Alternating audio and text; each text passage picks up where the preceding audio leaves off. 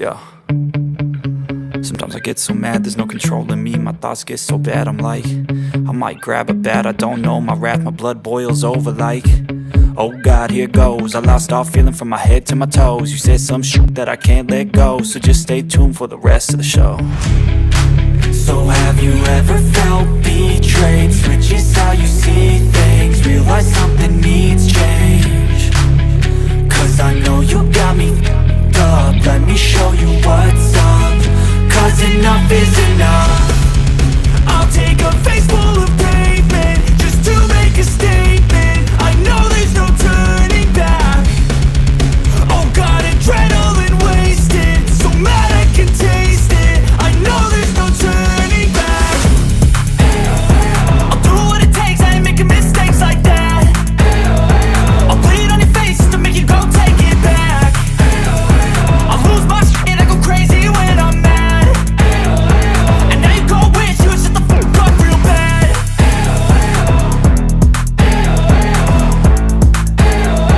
And now that I'm gone, yeah, I know there's no turning back.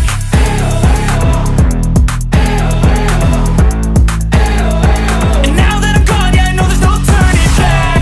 I'll take smoke, I'ma poke a hole through you, choking's overdue.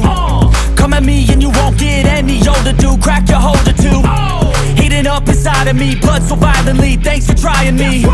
Now it's finally time to see how this rivalry becomes a dynasty.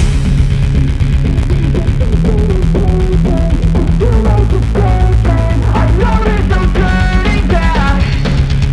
Oh God, adrenaline wasted, so mad I can taste it. I know there's no turning back. I'll do what it takes, I ain't making mistakes like that. I'll bleed on your face to make you go take it back. I'll lose my shit, I go crazy when I'm mad. And now you go wish you would shut the fuck up real bad.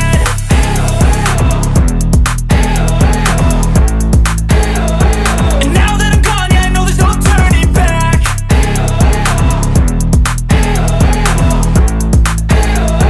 And now that I'm gone, yeah, I know there's no turning back.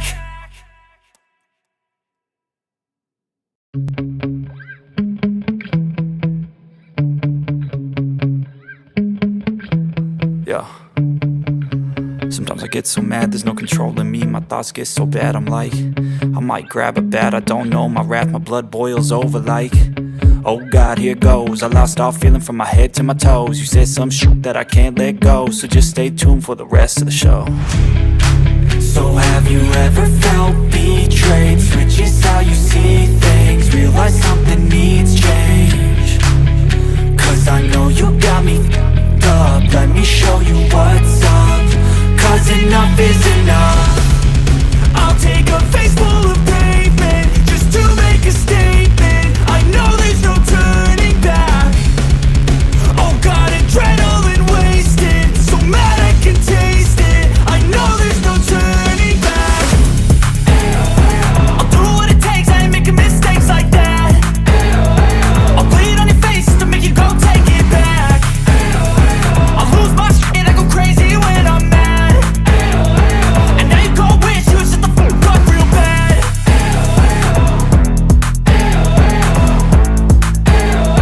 And now that I'm gone, yeah, I know there's no turning back.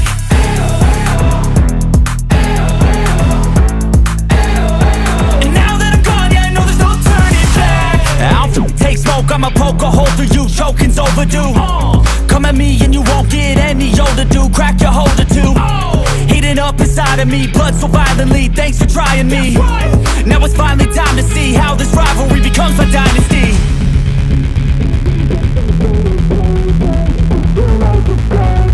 I know there's no turning back. Oh God, adrenaline wasted, so mad I can taste it. I know there's no turning back. I'll do what it takes, I ain't making mistakes like that. I'll bleed on your face to make you go take it back. I'll lose my shit, I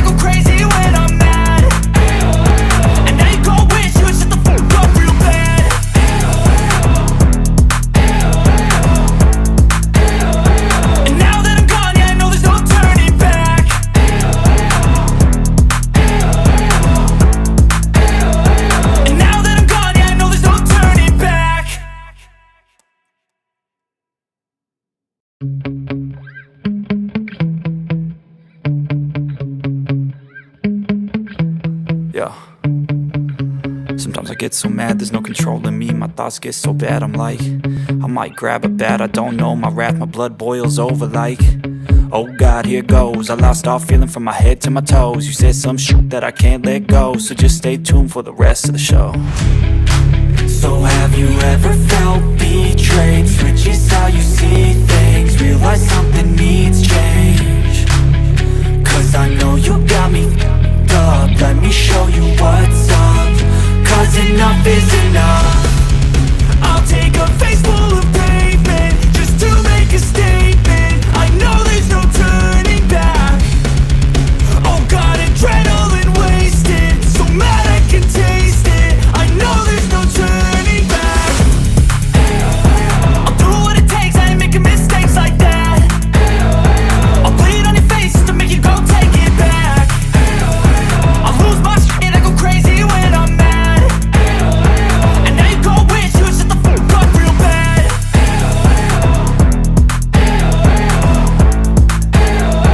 And now that I'm gone, yeah, I know there's no turning back.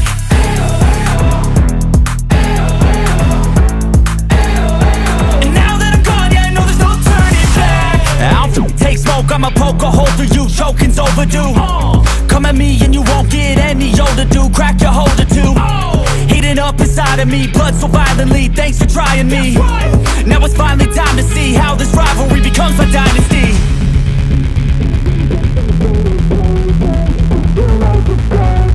I know there's no turning back. Oh God, adrenaline wasted, so mad I can taste it. I know there's no turning back. I'll do what it takes, I ain't making mistakes like that.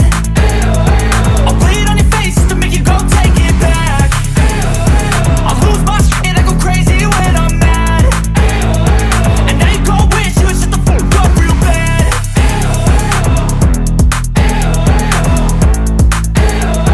And now that I'm gone, yeah, I know there's no turning back.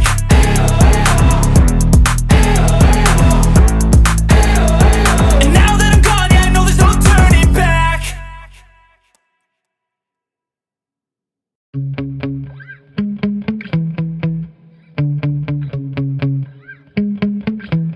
Yeah.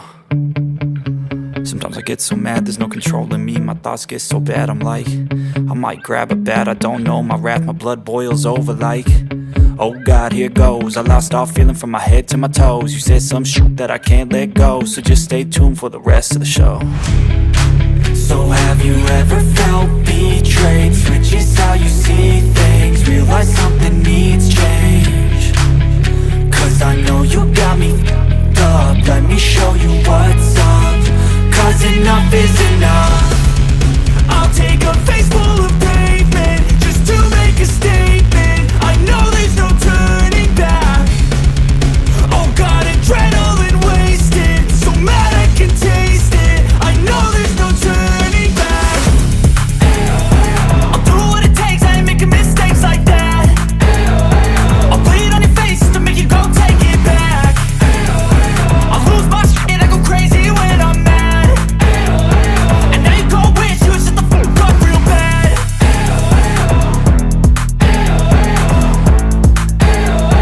And now that I'm gone, yeah, I know there's no turning back.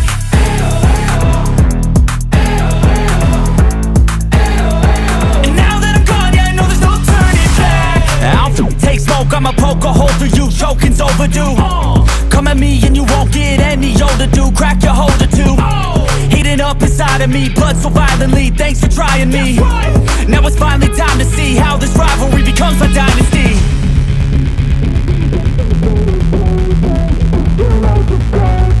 I know there's no turning back. Oh God, adrenaline wasted, so mad I can taste it. I know there's no turning back. I'll do what it takes, I ain't making mistakes like that. I'll bleed on your face to make you go take it back. I'll lose my shit, I go crazy when I'm mad.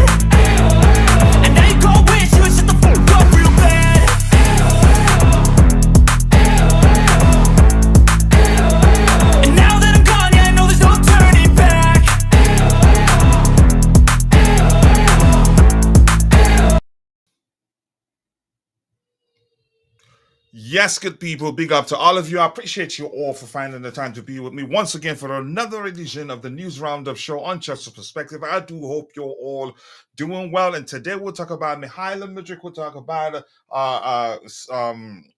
Eboue, the young Eboue, joining Chelsea Football Club. We'll talk about Enzo Maresca. We'll discuss Enzo Maresca's comment from Enzo Maresca's presser for Chelsea's away game at the Tottenham Stadium, and all the news items about. Also talk about Wesley Fofana and Rewce James. And as the show progresses, if anything new emerges, be rest assured, this will be the first place you'll hear about it. Sorry, I can't speak properly this morning. But more importantly, I appreciate you all finding the time to join me. I do hope you're all doing well. So, as usual, I'm going to say hello to those of you here and I appreciate you before we continue. And then the Maya for will let you become an OG here. Damn, he says out of nowhere. Okay, that's Yoruba there. I'm guessing it might be cooking. I'm not sure what he's saying there. Eboue, the young Eboue, the son to Emmanuel Eboué, our former Arsenal player. Eboue, who is he? Another 10-year-old. I think he's 15. Rain, and I'm not sure why Nightbot will be at work. It takes him a while to join the show, maybe. Earlier, again, Journey, again, our recent shows, it doesn't respond to commands until maybe midway through the show or something like that. But Rain, nice to see you once again. Please do not make it rain because I don't have an umbrella. But more importantly, nice to see you, Mr. Rain. I do hope you're doing well. Like the video and also do subscribe, guys. And quickly, I want to say 31 people in total watching, but only 4 of those on YouTube. We appreciate you all. And for those of you following the show on X, we appreciate you. Please do us a favor, take a second, drop a like on the video, and also do follow our X account. That way, whenever we go live, you'd be notified. You're not going to miss anything. And don't worry, we'll do our preview show tomorrow. The London Derby preview show will take place tomorrow. Don't worry about that. We just don't want to do it again in a day where this crowd, you can say, lots of loads of content previewing the show. So let's do us differently and in our own way. And Nemanja Fowler is saying he's not happy why we need another CB. They said to CB, okay, whatever you say there. But here's the thing, let me tell you this, Nemanja. In the absence, are you happy that in absence of Wesley Fofana, you have access to see? I know you don't like him.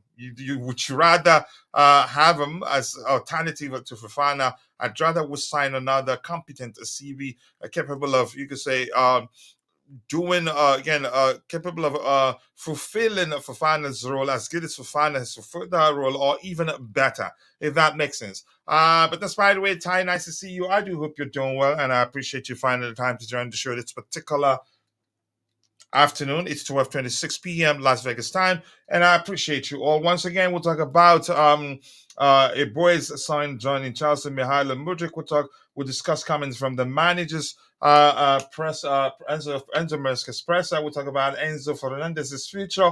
What else? And then we'll talk about a few items here lined up, but you see them as the show progresses. Just give me 1 second here. Let me take care of something quickly. Where did I see that?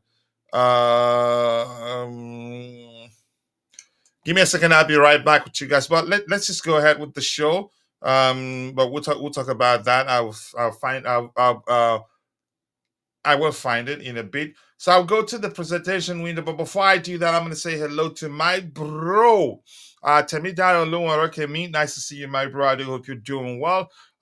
Big up to you too. I understand. It looks like you've been a very, very busy man, and that's a good thing. We understand that bills don't pay themselves, and you don't get paid for participating in the show. So we totally do understand. Without wasting much of your time, we're going to move to the presentation window and start addressing the items we have lined up. And as soon as we're done addressing the items we have lined up, we'll call it a day. Except if news, okay, anything new, serious, anything new, anything new emerges, and there's the need for us to have a lengthy conversation about that particular topic, then we'll do that. And hopefully, some of the panelists will find time to join me so you can get the diversified opinions on whatever we choose to discuss, and not me, or you can say I alone, are waffling it to you, if that makes sense. So here we go to the presentation window quickly. I think it'd be better of this way. No need to just have it fill the screen. Let's do this. I think we can actually zoom out a bit, not this guy here, right here. I want this guy to zoom out more so you can see whatever we have on the screen. Apologies. There you go. The first item here, of late, there's been a lot of reports out there suggesting that Chelsea are looking to sell Mykhailo Mudryk, to the extent that they've started contacting clubs, telling them that Mykhailo Mudryk will be available in January. It turns out those reports were all horse doo-doo. And I knew at the time it just wouldn't make sense to sell him. He's improving, and he's an excellent winger, actually. If anything, he struggled with confidence, or you could argue we did not manage his start to life as a Chelsea player properly under Graham Potter, or as we usually do, RX. So, but I've always known that Chelsea were not looking to sell him. If anything, all the stuff that the manager, Enzo Maresca, he said about Mykhailo Mudryk, in my opinion, he's just trying to get into his head. You could see, I remember when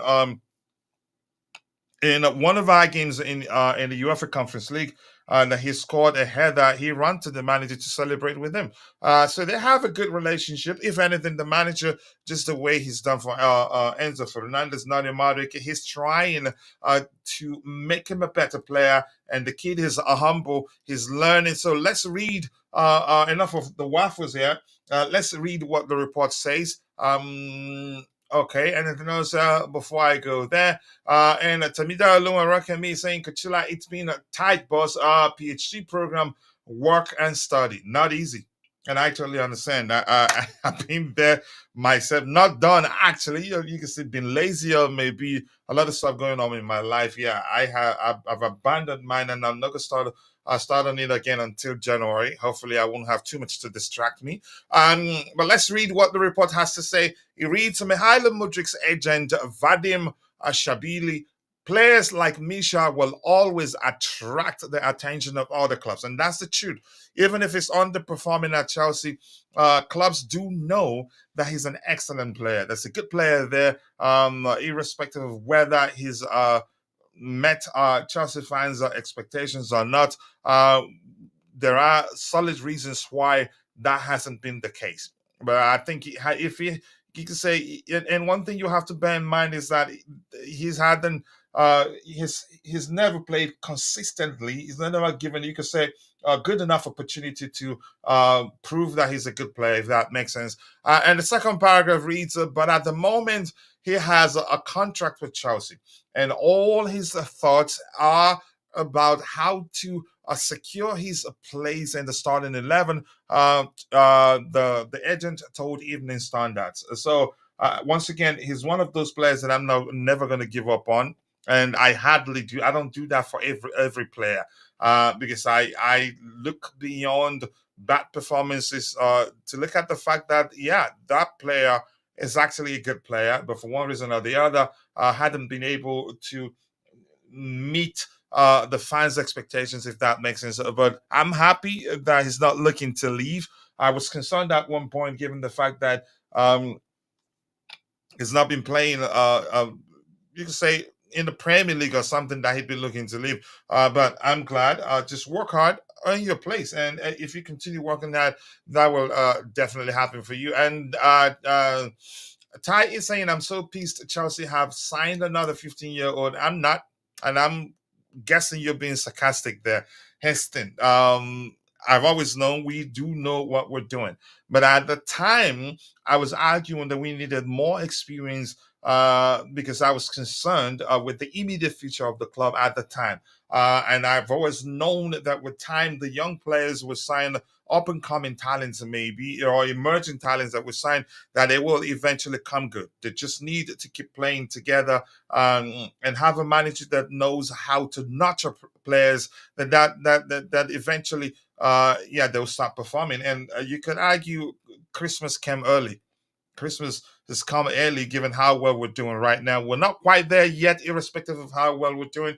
If you understand, if you know the talent we have in the squad, you'd know that, yeah, we're not even close to how good we can become. But I'm glad we're making good progress down to the managers. Excellent tactical knowledge and whatever else you want to add to that, you go ahead.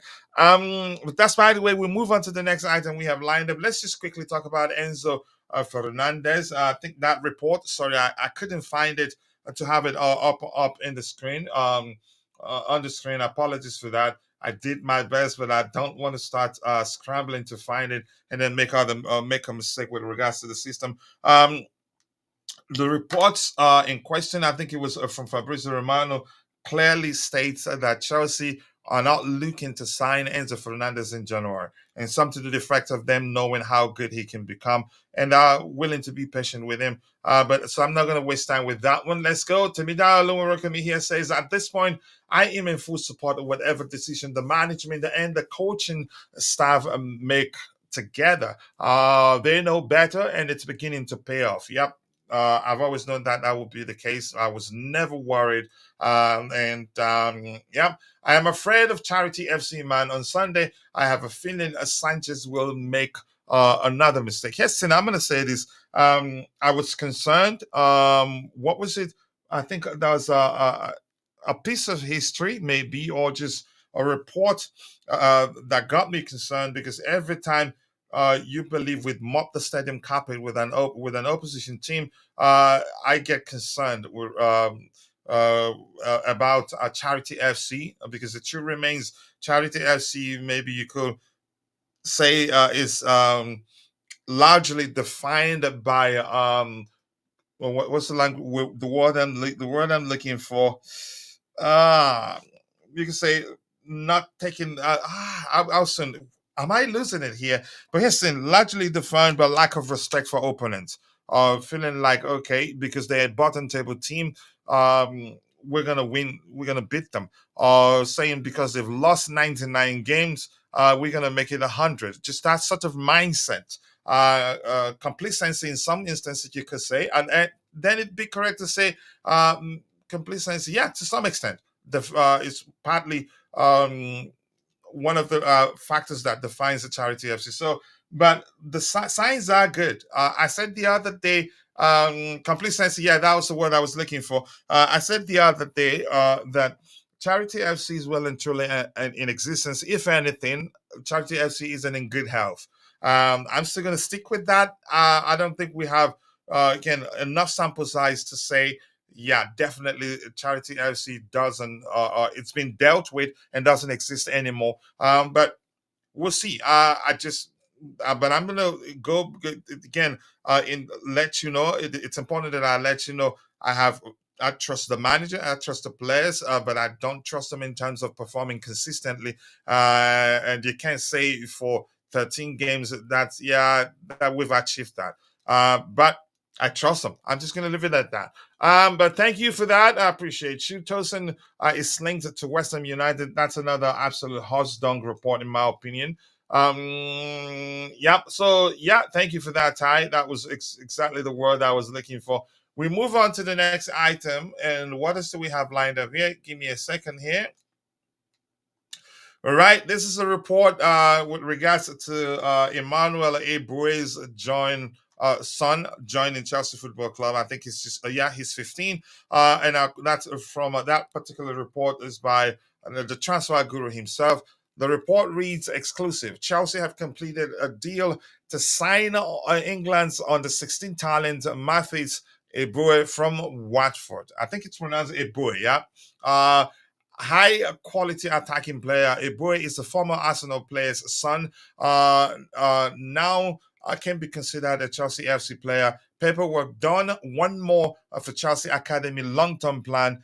Here we go. So for those of you that are concerned that we're signing another 15-year-old to be part of the first team, there you go. You have it here.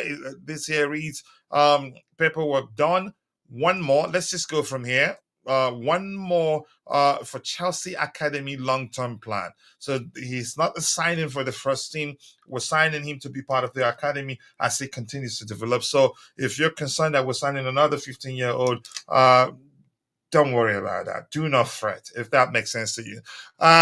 So here we go. I don't know him. I haven't actually seen him play. But people sound as if it's you could say an emerging talent. But if you know him and you want to tell us more about him, you go ahead.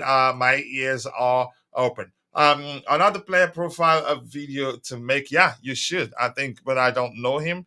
I know you do your research. You know, again, you're good at it. I heard from Vince. We're not signing players in January, but we need a CB out of nowhere. We do need a CB, if that makes sense. I've heard you speak about your dislike of Axel Disasi playing for Chelsea. You want him to leave. If in fact, if deep down you want him to leave, then we do need another CB.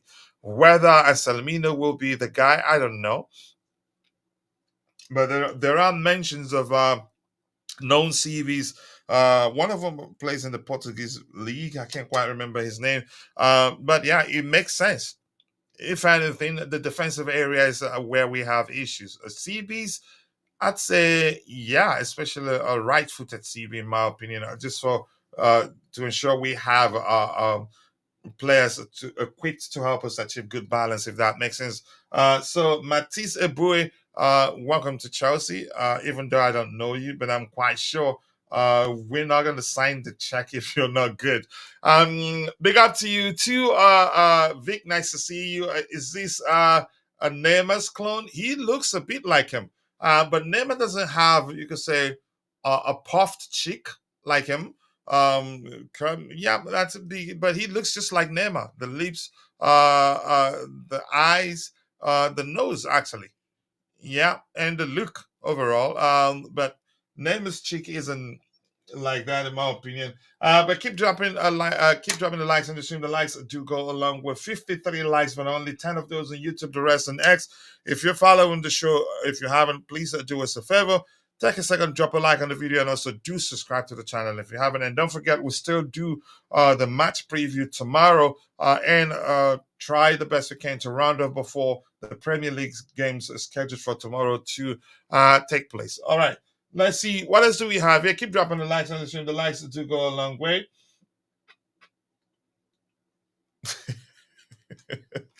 just go away, Ty. Don't talk to me again. Yeah, you heard that. Okay, let's move on to the next item. Except if you know Mathis, Mathis, I'm not sure what's the correct pronunciation. There's H there. Is that H there?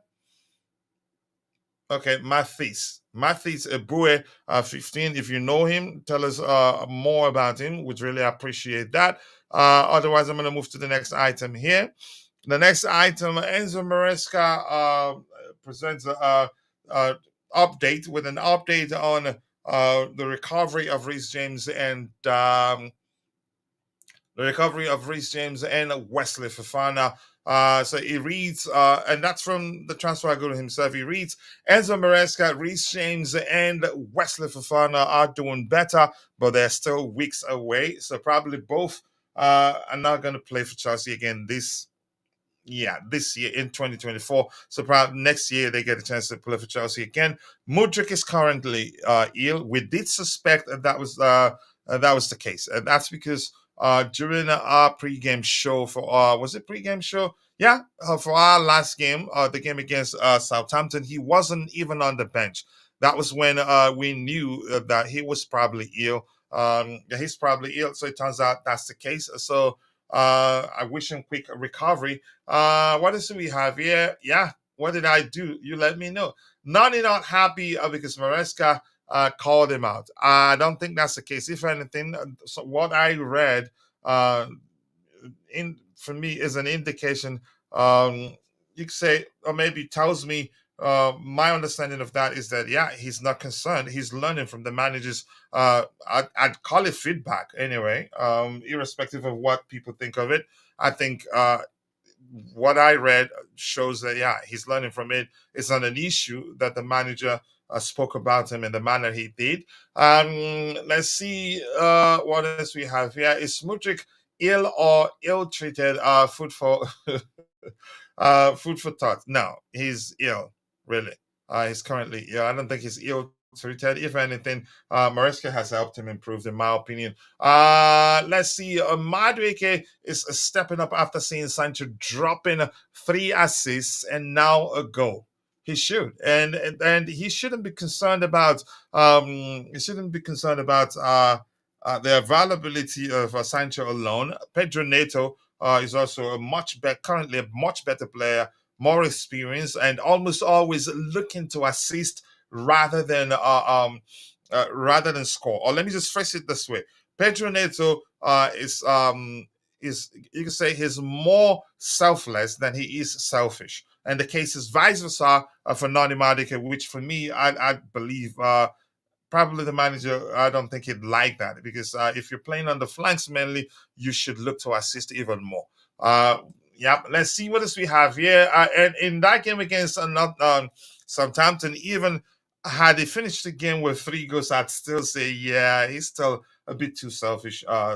In my opinion. But here, Babaso, if I big up my Iraqi bro. He says a big up Kachil and everyone on the chat. Hopefully Jackson can score a hat trick again, just like he did the last time. They went 2 men down, didn't they?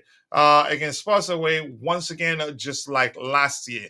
I think, my opinion, I think because they'd like to beat us, they say maybe overdo things. The chances are they'd finish the game with 10 men or 9 men actually. But let's see what happens. What else do we have here? Coach Jackson was not happy. Namai, can you try and keep the topic aligned? Otherwise, I will assume you're having a good conversation with a community member there. As much as I like to interact with you, switching topics like this, it can be exhausting. I'm a human being. Yeah, Coach Jackson, yeah, he wasn't happy. I don't think so. But big up to you, big up General Mabas. NATO's only advantage is that he does score more. Is it a Portuguese thing? Let me see this. Is it a Portuguese thing? Felix NATO, only Ronaldo is a different kettle of fish. Okay, is that he does what? He just score more. I'm not sure really. Honestly, I have to be honest with you. All right, let's see. I hope let's see them next season. Rhys James. His gradually. I'm not saying he is currently, but I think a lot of people started seeing him as a liability really, and at some point the club will start seeing it the same way, and then we'll be looking to move him on. In my opinion, here's the legendary Ronaldo de Lima. That's the Lima, right? That's that one there on the screen there. Talking about Estevao WIllian. Ronaldo Estevao is kind of like Lamine Yamal. Are they the same? I think they're different. I think he's stronger. He's stronger than Yamal. And he's also properly equipped like Yamal. I'd pick him. Maybe I'm being, you can say, a bit biased because I'm being biased because I'm a Chelsea fan. But in my opinion, from what I know, my knowledge of the two players being compared here, or maybe Yamal is just being I think it's a comparison anyway. I'd pick Estevao WIllian. I think he's quicker. I think he's stronger. I don't think Yamal is stronger as Estevao WIllian, but that's just my opinion. Maybe I need to pay more attention to learn more about the players and then be able to you can say highlight how they differ. But let's continue reading Ronaldo's comment. He says he will soon be a very big star in football. He's very promising, and at just 17, I think he will play for Palmeiras at the Club World Cup, then join Chelsea. And Chelsea, I've heard that Chelsea would like him to play for us at the Club World Cup, but it doesn't matter anyway. He's our player, and eventually he'd come home. Yeah. What else do we have here? Um. Okay. We get to we talk about Spurs tomorrow. Spurs play a high line. They don't play differently. I think it's going to be the same way. I hope Maresca not giving Mudryk the Sancho treatment. No, I don't think so. I think Houston. Let's see what else we have here. If Estevao is staying next season, who will leave? I don't think Mudryk leaves. For multitude of reasons. First of all, it wouldn't look good on the owners. And truthfully, Mudryk is actually a good player. Yeah, you just have to find a way to make it work. That's just my opinion. I think Madueke, but if the manager likes him, then we just wait and see who leaves. Because we can only speculate. And so far, it'd be correct to argue that Enzo Maresca likes Noni Madueke more than he likes him. You can say prefers man. Let me just use a simplified language there, because if I say I don't think it makes sense. Let's say he prefers Noni Madueke to Mudryk, even though Mudryk, you can say, plays predominantly on the left, but he can actually play on the right hand side. Madueke also can also play on the left, but he predominantly plays on the right hand side. So it's actually difficult to say who makes a way, because definitely maybe would need to, or maybe not. I don't know really. And but remember, Raheem Sterling, he's leaving. We had him, and if not because he's even again, even though he's one of the most experienced players at the club, before he left on loan, did fail to lead by example. He did fail to perform consistently. Had that not been the case, he'd still be here. So chances are we still have Estevao, WIllian, and Mudryk and Madueke will still be here. So all we can do is just speculate. There's no telling what the manager does, because it's up to him to decide if there's the need for one player to make way for Estevao, WIllian, to be accommodated. It's simple, really. It's his decision to decide. Yeah, which player he prefers to keep or not. So yeah, because we're not a big account yet, I'm gonna kill the poll and start begging for likes, if you don't mind. Give me 1 second. We still beg for likes because yeah, we're not a big account yet, but we're getting there. Give me a second here.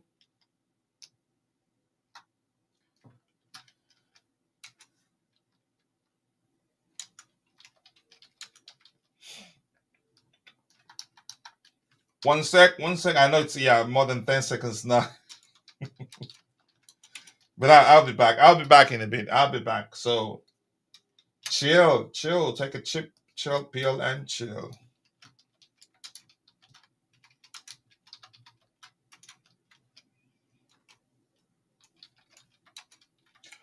One sec. What did I do here? Okay.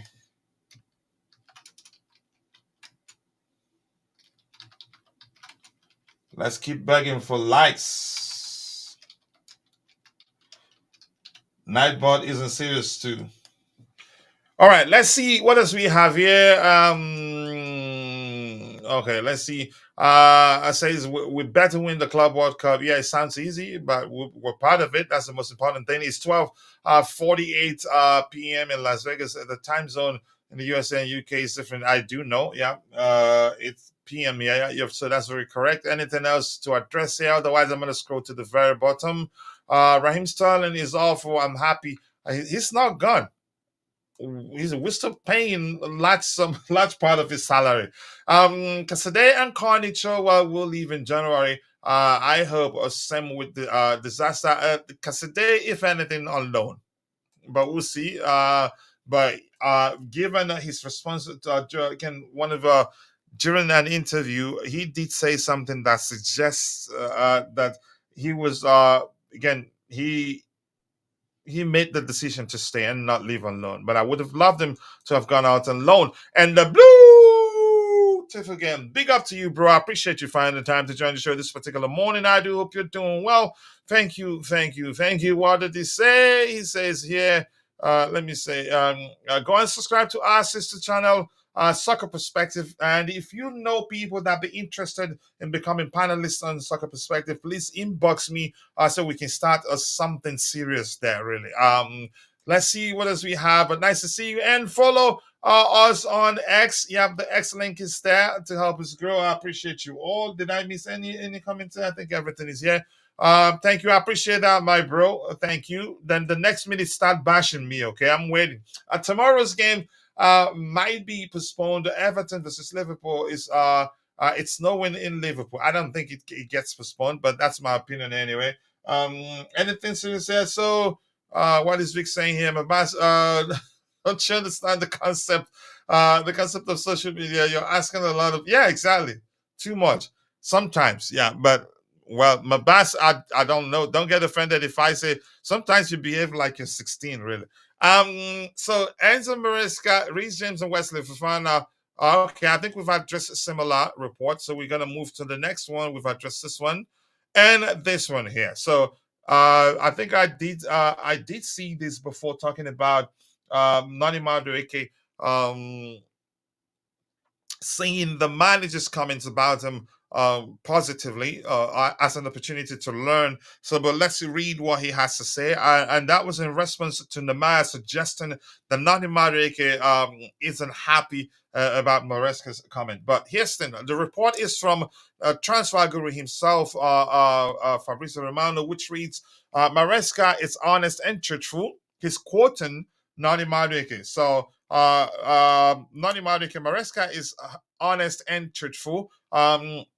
He tells the truth, and he is a man you can trust. That's all you want from a coach. So that's good. He is a coach that is straight with everyone and fair to everyone. That's what you need at a top club like Chelsea. So it's up to you to learn from that comment. I was concerned, not really concerned. I think what I told Bobby yesterday during our show was that people see things from different lenses. Some people will get bent out of shape for the manager speaking in the manner he did in public or openly, the way he did about him. Some will pay attention to it and, yeah, take it, you can say, maybe as a sign that do, do a self reflection. Learn from the manager's comments and become better. It's as simple as that, really. But I'm glad he's seeing it this way, which means he has a strong mentality. And I'm gonna say my advice to him is be more selfless and be a little selfish. I think with that alone, he'd become a much better player, in my opinion. And like Vic, just as Vic has mentioned already, he's up in his game because there's competition. And at Chelsea right now in the attacking area, if you if you take things for granted, you're gonna lose your place. And even if you're doing well, you still be competing with someone, or the manager will still need to rotate because we have a lot of games to play. But if you want to play a part, you have to learn from your mistakes and listen to the manager, otherwise you lose your place. Let's see what else we have here. Keep dropping the likes on the stream. The likes do go a long way. All right, I'm gonna stop that right now. Let's move on to the next item. Mabas, you better be careful. Vic has superpower. If he decides to, that's it for you for today. You're done. All right. I don't know. It's been this Fichajes. I've been hearing a lot about them for a month now.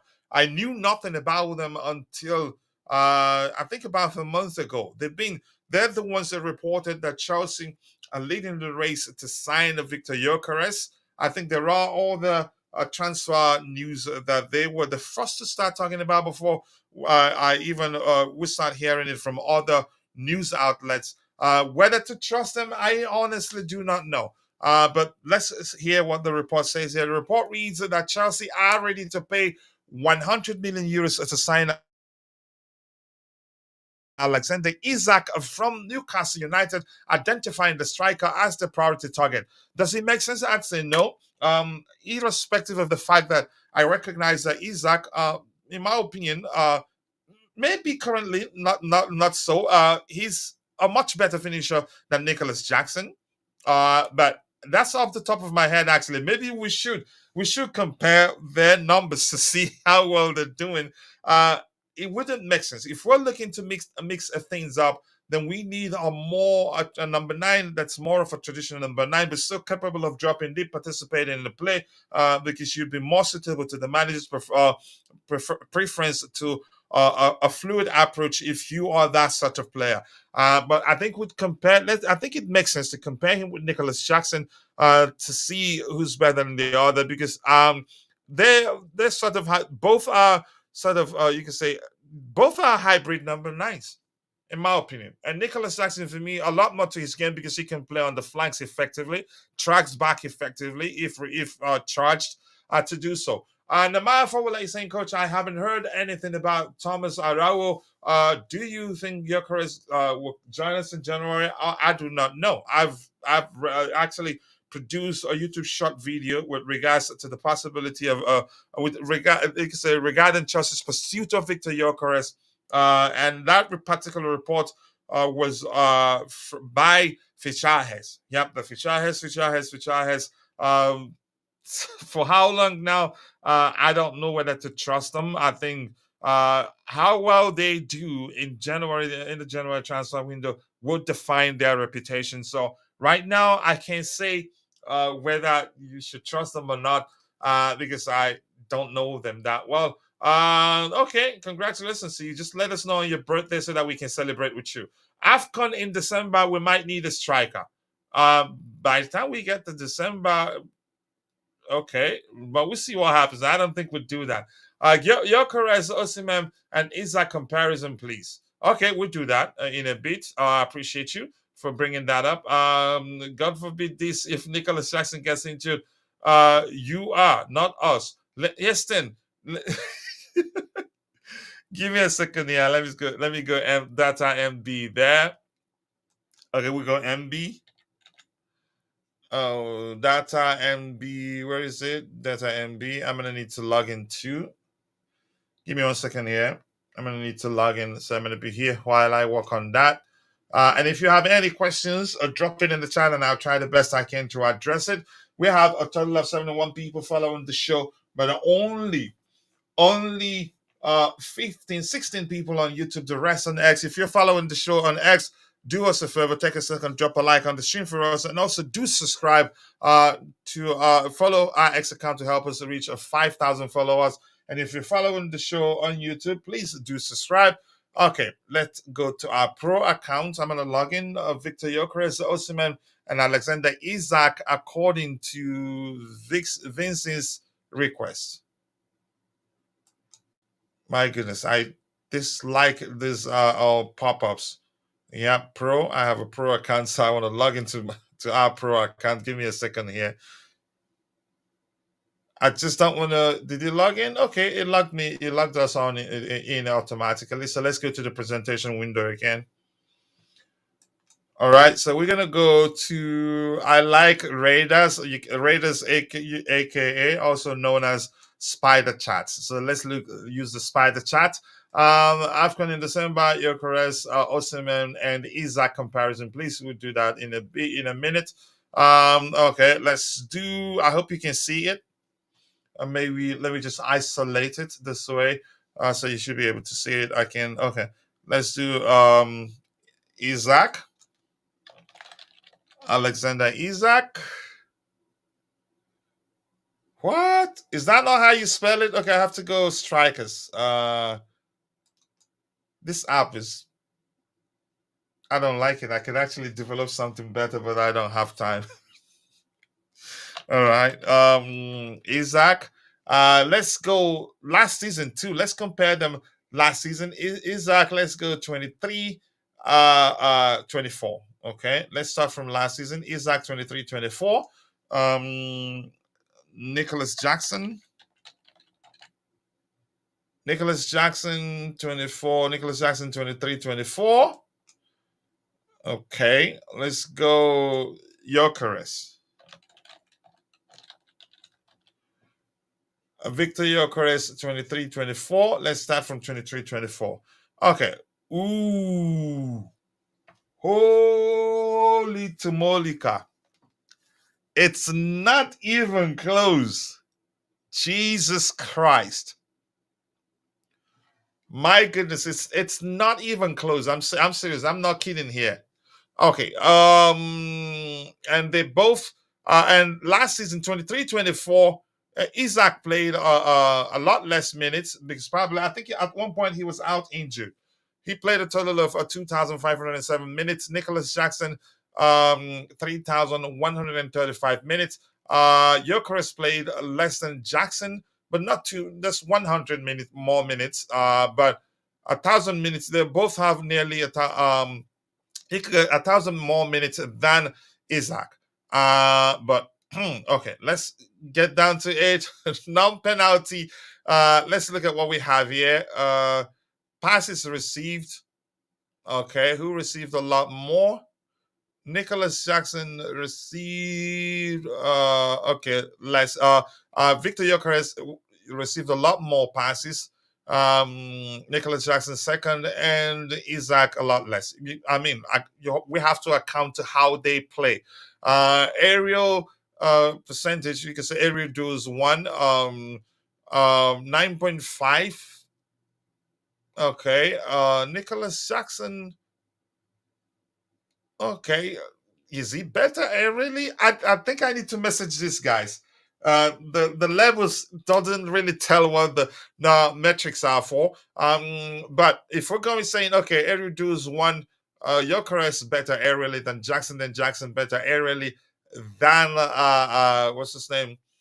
Than Isaac, way better actually. Non-penalty goals. Okay, 94.7 for Victor Gyökeres. No, not that guy there. Okay. These levels are crazy, man. Is it percent? Okay. 94.7%, so it must be percent. 69.1%. Nicholas Jackson is the least in that department. For XGs, Victor Gyökeres 91.6. Isaac 92.6. So Isaac better in the XG in total, followed by Gyökeres, Nicholas Jackson last. Okay, forget about the passes there, but let's look at here. Let's look at it here. Victor Gyökeres much better in terms of passes received, attacking actions, way better. Gyökeres. Yep. Aerial ability or aerial success, better than both. Non-penalty XG better than both. Wow. Non-penalty XG also for who? Isaac better than Nicholas Jackson.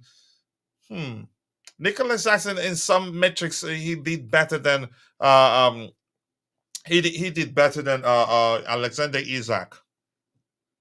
So, but Gyökeres are much better, honestly. But let's bring it to this season to see how they differ. But keep dropping the likes on the stream, people. The likes do go a long way. I appreciate you all finding the time to join the show this particular afternoon. 71 people watching, but only 13 of those on YouTube. So let's bring it to this year and see how they differ. Okay, let's do Gyökeres 24-25. He's been on fire. I don't think all those guys will be close to him. Gyökeres 24-25. Jackson 24-25. Nicholas Jackson 24-25. Gyökeres practically envelopes him. So let's do Isaac 24-25.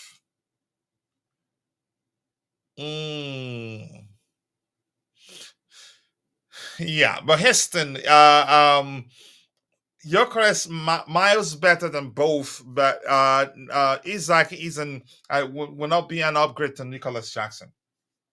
In all honesty, I think the issue with Chelsea fans is that sort of you can say the grass is always greener on the other side. They're pretty much similar. If anything, Isaac is a much better finisher at the moment, but the truth remains, Nicholas Jackson is improving.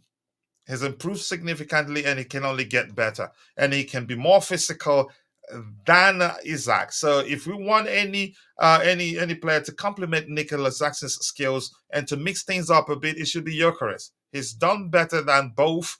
in the 2 seasons we've compared them. Chances are, if we go back 2 seasons, chances are he did better than them in 22-23 season, if that makes sense.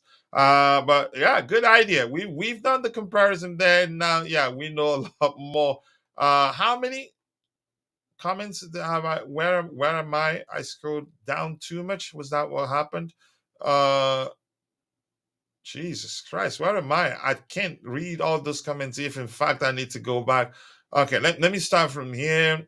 Um, yeah, holy Tamolika, yeah. He's better than them. I want Santiago Jimenez. Did he? Why he was when he was in the Dutch league, we were after him. Didn't he? What club did he join in the Premier League again? Am I mixing things up here? I wanted them. I wanted them over. Actually, I wanted them over. Who was that again? At the time we were linked with them, moved for him. There were other strikers we were looking at the time, but I wanted Santiago Jimenez. I like him. Really, the Mexican Argentine. I think his parents. He could have chosen to represent Argentina, but he represents Mexico. Is that the Santiago you're talking about? Can you compare Santiago Jimenez versus Gyökeres? So let's remove Isak here. Remove Nicholas Jackson. So let's add Jimenez. Or Jimenez. How'd you pronounce that? But I like him really. He's my ideal type of striker. Okay, Feyenoord. Feyenoord for what year? 23-24. Is he? He's still not at Feyenoord, right? Where is he right now? Why did I forget? I'm not seeing 24-25. So this is S. Jimenez Feyenoord, which is correct. Okay, let's just go with that. Not bad, really. And even though he played a lot less, but volume is important to consider. Let's be honest here. I've always known he's good early. Passes into the box, and he's a complete number 9 in my opinion. Non-penalty XG the same thing. XG a bit more for Gyökeres. Gyökeres passes received a lot more, attacking action more from Gyökeres. Pretty much the same, really. Yeah, pretty much the same. Yeah, so it's good. I really like him. I wanted them. I think Tobejo also wanted them, but for some reason we weren't serious about signing him. So keep dropping the likes on the stream, people. The likes do go a long way. We were done with the comparisons. So we're gonna go news hunting. News hunting to. Did I miss anything I wanted to read here? The manager's press conference, but let's refresh it and see if anything new has emerged. While I do that, if you have any questions, drop it in the chat section. And if I cannot answer your question, I will pretend I can't see it. I'm just kidding. I will try the best I can. And if I don't have the answer to your question, I will definitely let you know. So in a bit, we will go news hunting, and then we get to discussing comments from the managers. Tottenham versus Chelsea. Post pre-game presser. It says, Coach, can you please remove the apologies, I didn't see that on time. Can you compare Santiago Jimenez final striker and Gyökeres? Yeah, we've done that right now. Anything else? Keep dropping the likes on the stream. The likes do go a long way. Anything before we go news hunting. Yeah, he's so good. I really like him. Kachula Vic is skill. Yeah, Vic is a troublemaker. And the blue Tiffle game. Jackson is the third best striker in the league. Isak isn't even in the top 10. Yeah. So I'm saying Isak will now be much of an upgrade to Nicholas Jackson. We don't need an upgrade to Nicholas Jackson. We just need a player with differing maybe skill set to complement Nicholas Jackson. Nicholas Jackson isn't your stereotypical number 9. And I don't think it will ever be one. I think if you start utilizing Nicholas Jackson as a stereotypical number 9, you can say wasting his talent. He needs that moment every now and then to drop deep as he's done, he'll be more productive for you, and he can play on the flanks too. Isak will not be an upgrade, much of an upgrade to Nicholas Jackson. It just doesn't make sense. Just a troublemaker. All right, keep dropping the likes and sharing the likes to go a long way. So we have the nonsense captain in the house. No discipline at all. We should strip him of that title. Constantine then. Big up to you. Sorry for stressing you. You were already on Tobias' channel. At the time, I was taking my boys to a school event. I had to spend an hour there also. Nicholas Jackson, left wing, he can fulfill that role very well, actually. He has space, he's a good dribbler, and also he tracks back effectively. Let's see. Watched Jackson put a free pass. Spurs last season. Can you imagine what he's gonna do on Sunday? Here's the thing. The good thing about Spurs, but that's not to say that certainly we're gonna beat them. We have to put in the work needed to get a win on the day. If we take them for granted, we're gonna be in trouble. But what gives me hope is that they don't play differently. I'd be shocked even that they Angie Postecoglou decides to approach the game differently. That would be new. And I think Spurs fans will celebrate it, irrespective of how ugly they play, as long as they get a result against us. It will be huge for them. What else do we have here? Dante, big up to you for joining us. Did I say anything bad about you? You heard? Big up, coach. Yeah. Man, you're everywhere, man. When do you get a break? You were at Tobeho's show, and I didn't expect you to be here, but I'll take it anyway. I hope you're recovering well. Yeah, I'm good. Getting better. Got a bit of a sore throat at the moment, so that's no good, but otherwise I'm pretty good. Excellent. Nice to hear. Nice to hear. Let's get back here. Let's get you up to par. Here are the items we've discussed. Mykhailo Mudryk not looking to leave Chelsea, and I think we've always known that the club, Chelsea, aren't looking to sell him. But the fact that it makes sense, those people that push fake news, they can be very creative. They read situations very well, and then write something that Chelsea fans will suck up to. And but I don't know if you have anything to say about that, or should we? Let me show you the next item we've discussed. Yeah, look, he's obviously been ill a little bit, like me. So, he'll come back in the fold. He probably would have played if he wasn't sick, so he'll be back. I have no doubt.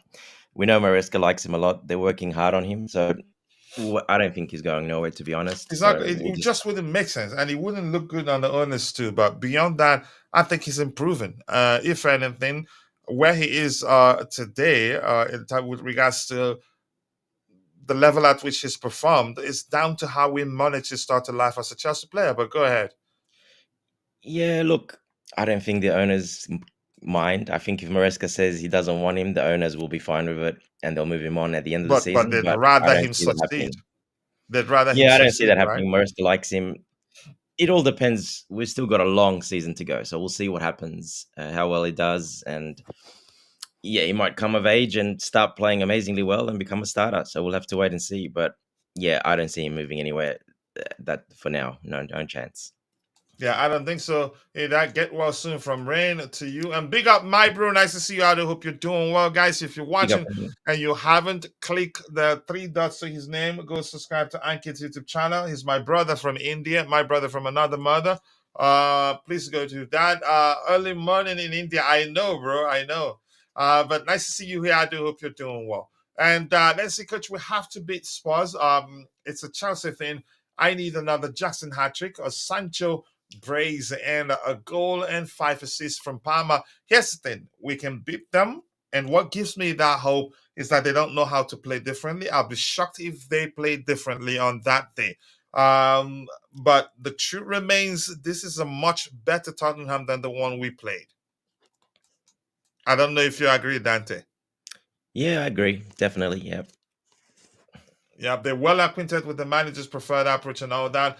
Let's see what it's Mudryk is our Conference League star. One that can actually do well in the Premier League. Yeah. Rain, nice to see you, Rain. I appreciate you. Much love, my brother. Thank you so much for stopping by. I cannot thank you enough. Anything else to address here, Coach and Dante? Okay. What's Dante's take on Madueke's performance against Southampton? You weren't here, but let's hear him. Yeah, pretty much what Maresca said. Started well, looked good, responded a little bit. First half, he had a good first half, but second half, yeah, he decided to take it easy, jog around, try to do some fancy stuff, go back to his selfish ways, and didn't take his chances. So yeah, not impressed with that second half at all. Maresca called him out for it. He's obviously told him in private he wants to see more from him when that happens. He did it again, and Maresca's called him out and made it public. So I'm very happy with that.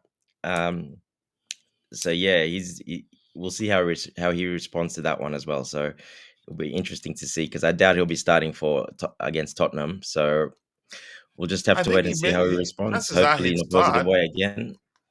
If he gets really, if he shows a bit of attitude and goes the other way, well, Maresca's not going to be very happy, and he's going to be sitting on the bench quite a lot more. So we'll see how he responds. Let's see. But he's responded well, though. And that's what I have on the screen. And I'll come back to it in a bit. Let me just catch up with what we have in the chat here. What happened tonight? But I don't know. He's gone AWOL without permission, really. But soon you just pay attention. In the middle of the show, boom, he will come. I think he follows Dante. Whenever the moment Dante comes in a few minutes, you'd see him too. Now, coach, they are in trouble. Look how they. Okay, if that's how you want to say it. We'll do that tomorrow during the preview show. Coach, what do you think? Mabas, just leave me alone, please. I'd prefer Neto at right wing. I think you and I the same. Dante the same. I think a lot of Chelsea fans the same.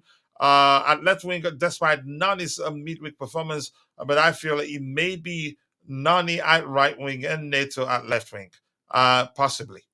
Yeah, I think so too. I like Casado playing the inverted right back role. We can dominate the midfield. I think we'd see the same lineup that played the same 11 that played against Aston Villa. Dante, what do you think? I think we'll see that. Yeah, it's a strong possibility, especially how Tottenham play. We're going to be pinned into our half, so yeah, it's a very, very strong possibility that's going to happen. And the fact that Lavia didn't play a part in our last game, even though he was fully fit, did he play a part, or am I even wrong? No, he'll play. No, he'll definitely So play he against definitely Tottenham. started this game, and I think Enzo Fernandez starts too. We can say this starts. So we will likely see the same 11 that played against Aston Villa. But go ahead if you were still speaking. Sorry. Yeah, I think so. Look, Gusto, we know he loves Gusto as well quite a lot, so he can play him there as well. So we'll have to wait and see, but there's definitely a strong possibility that could happen just because the opposition, and it'll be quite condensed in that area. So yeah, I think he'll want all three of them there, to be honest, in my opinion. Yeah. Yeah, I think they will do well together. More likes, people, more likes. We have 14 people on YouTube at a total of 83. 83 minus 14. Yeah, the answer you get that should be how many? Around 69 on X following the show. And if you're following the show on X, we appreciate you. Please if you don't mind, take a second, drop a like on the show, and also do follow our X account to help us get to 5,000 followers as soon as possible. Chelsea should sign you. Okay, we'll look at that. Coach, have you seen that video for Postecoglou? I don't think he should be doing that, but for me, that's a sign of a man that is frustrated. That's how I see it. I don't know about you, Dante, because you shouldn't Yeah. have the time to go. You could say exchange words with a fan. Fans will always be fan. Yeah, he's got to be better than that. Doesn't need to do that. But he really hates a lot of the fans, especially the Spurs fans. He hates their mentality. You said it before. He doesn't like them because they don't think as winners, and he hates that. He can't stand it. So yeah, like I said, I think at the end of the season, I wouldn't be surprised if he's gone. I don't think Yeah, he's he enjoying it sounds like too much he's there. regretting the job too, right? Accepting the job. Yeah, yeah, especially if we beat them as well pretty heavily. I think there's a chance, you never know. And he does not like the Spurs fans very much. Like I said, I've never really seen him do that. He doesn't like him. He doesn't like the mentality of the Spurs fans, especially from last season. He hates that they're not winners. He hates the way they think. I feel bad for him because it looks like he's a good manager, but I don't. Even if he's a good manager, I don't like the fact that he doesn't compromise his approach. Yeah, Um, yeah. That's his weakness, but it's also his strength as well, coach, everywhere. So yeah, yeah, but to an extent, but he doesn't know how to be pragmatic.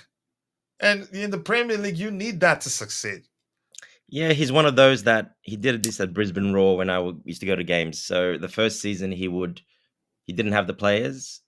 It took him probably to the third season and fifth season when he won sort of back to back to back 3 times in a row. He still played the same. They kept losing, but he wanted to. After that, in an interview, he said he wanted the ones that he wanted to stay. He wanted them to be used to that style of play and to be ahead when other new players come in that play that style. So he's that type of coach that wants to do that. He's not going to change. He wants those guys to know it inside out, and he wants them to suffer at first so they can be much better later on. But I'm I not sure think if he's given yeah, go that ahead. time in the Premier League. Yeah, I learned how stubborn he can be. With two men down, they were still playing the high line. Yep, yep, Jesus exactly. Christ. Yep. That, that was unbelievable. And we could have scored a lot more goals than we did on that day. I could, yeah, I've seen that. We've addressed that. Let's see what else we have here. NATO, 2 assists in 5 games versus Sports. He has to start on the right. I think chances are he start on the right. But we'll see. Yes, Olavia Neto, Jackson Colwell, who didn't start midweek or surely start. Will start, but I prefer Tosin over Ben with Batashile. Tosin will bring a good mix. Chance Houston, I have a strong feeling that Axel Disasi may well start that game. For reasons you say, we didn't expect him to start the last game, and the fact that he started showed me that the manager probably wanted a balance. He wanted to mix things up with aggression, physicality, and height. And you could argue it paid off given the fact that he got a goal. Dante, I'm convinced that the Sensi will start that game and playing him in that particular in our last game was just more like ensuring more like you could say the decision to play him into form. But I want to get your thoughts whether you believe he starts against Spurs. Yeah, look, it's a possibility. Is it going to happen? I don't think so. I think still Tosin will get that call. I think Tosin deserves it much better. He's an organizer. He's played much better than Disasi. Yeah, Disasi scored that goal. He's good at that, but Tosin is as well. But Southampton exploited Disasi in that game. They went after him. Like I said before pre-game, they're going to go after him. They're going to go down that side. And 85% of their attacks were on that side. And in that first 15 minutes, they nearly scored 2 goals going there, really putting the pressure on him. So, yeah, I still see him as a bit of a weak link. I would 100% prefer Tosin. I still think Tosin was still the much better defender in that game. So, much better than he cleaned up a lot for Disasi in that game. So yeah, I still think Tosin should play.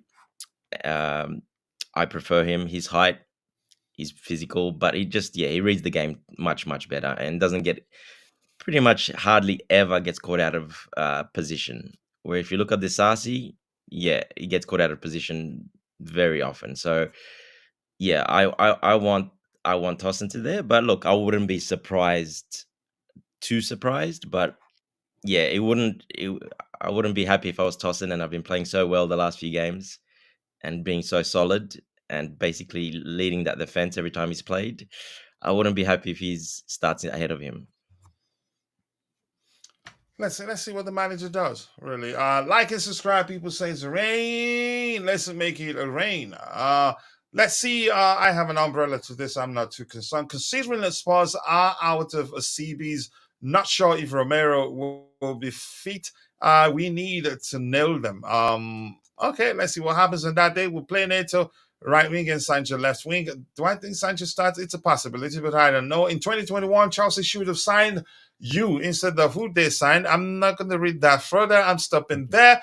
Coach, have you seen that video of Pep trying to beat up that fan? Security had to restrain him. I've seen that too. That's also another man you could say is struggling with his personal demons. Beyond the results at Man City, I think there are things that's reflective of Pep going through some personal stuff. The other day, I don't know if that was photoshopped. It just looked as if he wanted to scratch off his head. Um, God forgive me, but I think he looks like a man that is suffering, either a mental situation or something. I don't know. Um, He's just but passionate, coach. everything isn't well. And I'd argue, had it not been the fact that he signed a new contract, I think he'd leave Man City. But Dante, let's hear you want to say anything about that. Yeah, he's just passionate and he cares and he's invested. He's invested And he's 100%. pained due to the losses, bad Correct. record. Yeah. Yeah. Yeah. And I don't mind seeing that. That shows me what I just said. He's invested 100%. So, yeah, I don't mind seeing that, to be honest. That just shows that he really cares and he's so invested into that. So, yeah, for me, that's good to see. Yeah, thank you so much. I appreciate you saying that. Let's see what else we have here. We've addressed this one. Yeah, and Vicky saying he signed at Solanke for 65 million and Gray for 40 million. He needs to be fired. Yeah, why did he? That's not him. He did not sign. That's the directors, right? But that's a lot of money for Solanke, really. Look, he's done well for them. He hasn't done bad. He No, he started hasn't pretty done. well, but I'm not saying he's done bad, but 65 million for Solanke for me too much, really. yeah, it was too much. But that's what the asking price was for one of the top scorers in the Premier League the season before. Yeah, so that's price is the price. If he does well, it will be worth it. They had the money to spend, of course. So yeah, look, not the best signing, but not the worst signing either. Gray, yeah, for Gray that was a lot of money. But I know you were very high on Gray. You loved Gray. You wanted us I to sign like him. not love, but I like him. He's a talent. He's a good player. Yeah, so you'd really like And I don't think somebody. I would have loved us to pay 40 for him. Yeah, But it given the was. market, you could say, yeah, 40 not bad for Gray. Look, not bad, but yeah, they paid over for him. But that's what a club like Tottenham has to do. They got to play way over for these players to get these players. So it is what it is. I don't think, to be honest, I don't think Postecoglou would have wanted Gray. He's not that type of player for him. But he signed off on the signing. Just tell him I you don't don't think want he him. did. No, I don't think he did, the coach. I know him pretty well. Like I said, no, I don't. I think this is just the owners. They needed to spend that money, the Kane money, and yeah, I don't know. Solanke maybe because they needed a striker, but Gray, I'm not so sure. And not that much, that's for sure. Not for an 18-year-old or whatever. I think he's 18 or 19 to pay 40 million. That's a lot. Yeah, it is. Let's see what we have here. Yeah, and Ankit is Not going to saying help him win Kokoleski. now. That's for sure, coach. That's what I mean. It's not going to help him now for nothing. Yeah. Ankit is saying Kokoleski is the guy we need to be wary of. If any, he's about he's okay. He's about as one in attacking midfield can free Brennan Johnson, Werner on either wings, on either flanks. The latter the latter two have pace, so our fullbacks are crucial. So which will you can say that now it makes sense that I would see Caicedo in the right back position, of course, to invert, and Kukurea, you can say, apply himself in a more traditional manner than flying up and down throughout the game. But Houston, I trust Maresca. Let's see. At the end of the day, we'll see. Look at the average positioning of the players. See uh, how they apply themselves and make sense of you can say the structure we'll use on the day. But I'm not too concerned. I don't know how many players Postecoglou has improved. Dante, that's a question for you. Another question, really. This man is still riding on the backs of his experienced old players, and he started life at Tottenham as Tottenham manager was actually good. They were celebrating as if they were gonna win the league that season. Yeah, Uh, I knew that was apparently, not going to West Ham happen. want Tosin on loan in general. I don't think Tosin will go anywhere. He's one of our most experienced players, and I think he's good enough. And I think the manager sees it the same way, but that's just my opinion. If we don't beat these Sparzy, then yeah, who are we gonna be able to beat? Let's say, Dante, were you saying something? Yeah, no, I was just agreeing before the comment before. Yep. All right. Holy Tumolika. A lot of comments there. Yeah, Coach Pep had the numbers 115 scratch. That was the detail. There was one. There wasn't. You can say it doesn't. Just a scratch. Just it's a scratch. It doesn't spell anything. But yeah, somebody edited it perfectly, and yeah, that's a good. That was a good joke. That's a good joke. Pep hit himself again when Liverpool fan was bullying him. Let's see what we have here. Kloglu could be bought. Okay, have VATs for the money. I'm not sure. No What I chance. understand that He would one. never Go buy a ahead. player like that. Sorry, what were you saying? I said no chance. Postecoglou would never buy a player like Havertz. Never. I don't think he will. Hazard probably will be. He needs players that can run a lot, right? Can run, but also character. Strong characters, And and technically gifted too. yeah. So he doesn't. He would not like Havertz at all. I could tell you that now. No chance. Would you say that the rumors that he wanted Gallagher wasn't legit? No, Gallagher would suit his football perfectly. Yeah, that's his type of player. One of the midfield guys would be a Gallagher, 100%. So Gallagher, he definitely would have wanted. Mm. All Like right, he's got let's what see. he needs Yeah, go ahead. workers. He needs workers around his technical players. So in the midfield, he's always used to play with, one really or even two sometimes really hard workers, and the Mhm. one really technical in the middle controlling things, but they're doing the hard work around him. So working back and forth. So yeah, that's how he played. So he needs those basically, guard dogs, rough guys in that midfield area. Yep. Let's see what else. I haven't seen anything, bro. Check like new reports or anything. Dante, while I wait, it looks like Bluetooth Game sent me something. Here's the report. This tells us how Noni feels about the manager's comment, public comment about him. He reads that Mhm. Noni Madueke, this is Fabrizio Romano quoting Noni Madueke. Maresca is honest and truthful. He tells the truth, and he is a man you can trust. You can trust.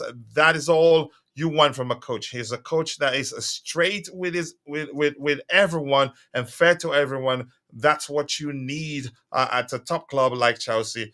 Good for him. That's reflective of the fact that yeah, it's not a problem to him. At least this we have to believe that that's the case given his comment, except if he's pretending, which I don't care. I'm going by what he said. The manager's comment isn't a problem for him. What do you think? Yeah, look, he's pretty spot on with that. That second sort of part, we're saying he's straight with everyone and fair to everyone. Yes and And from no. outside, we can say that's the case. Yes, he's probably been fair with Madueke the most out of all of them, to be honest. So he's very lucky in that sense.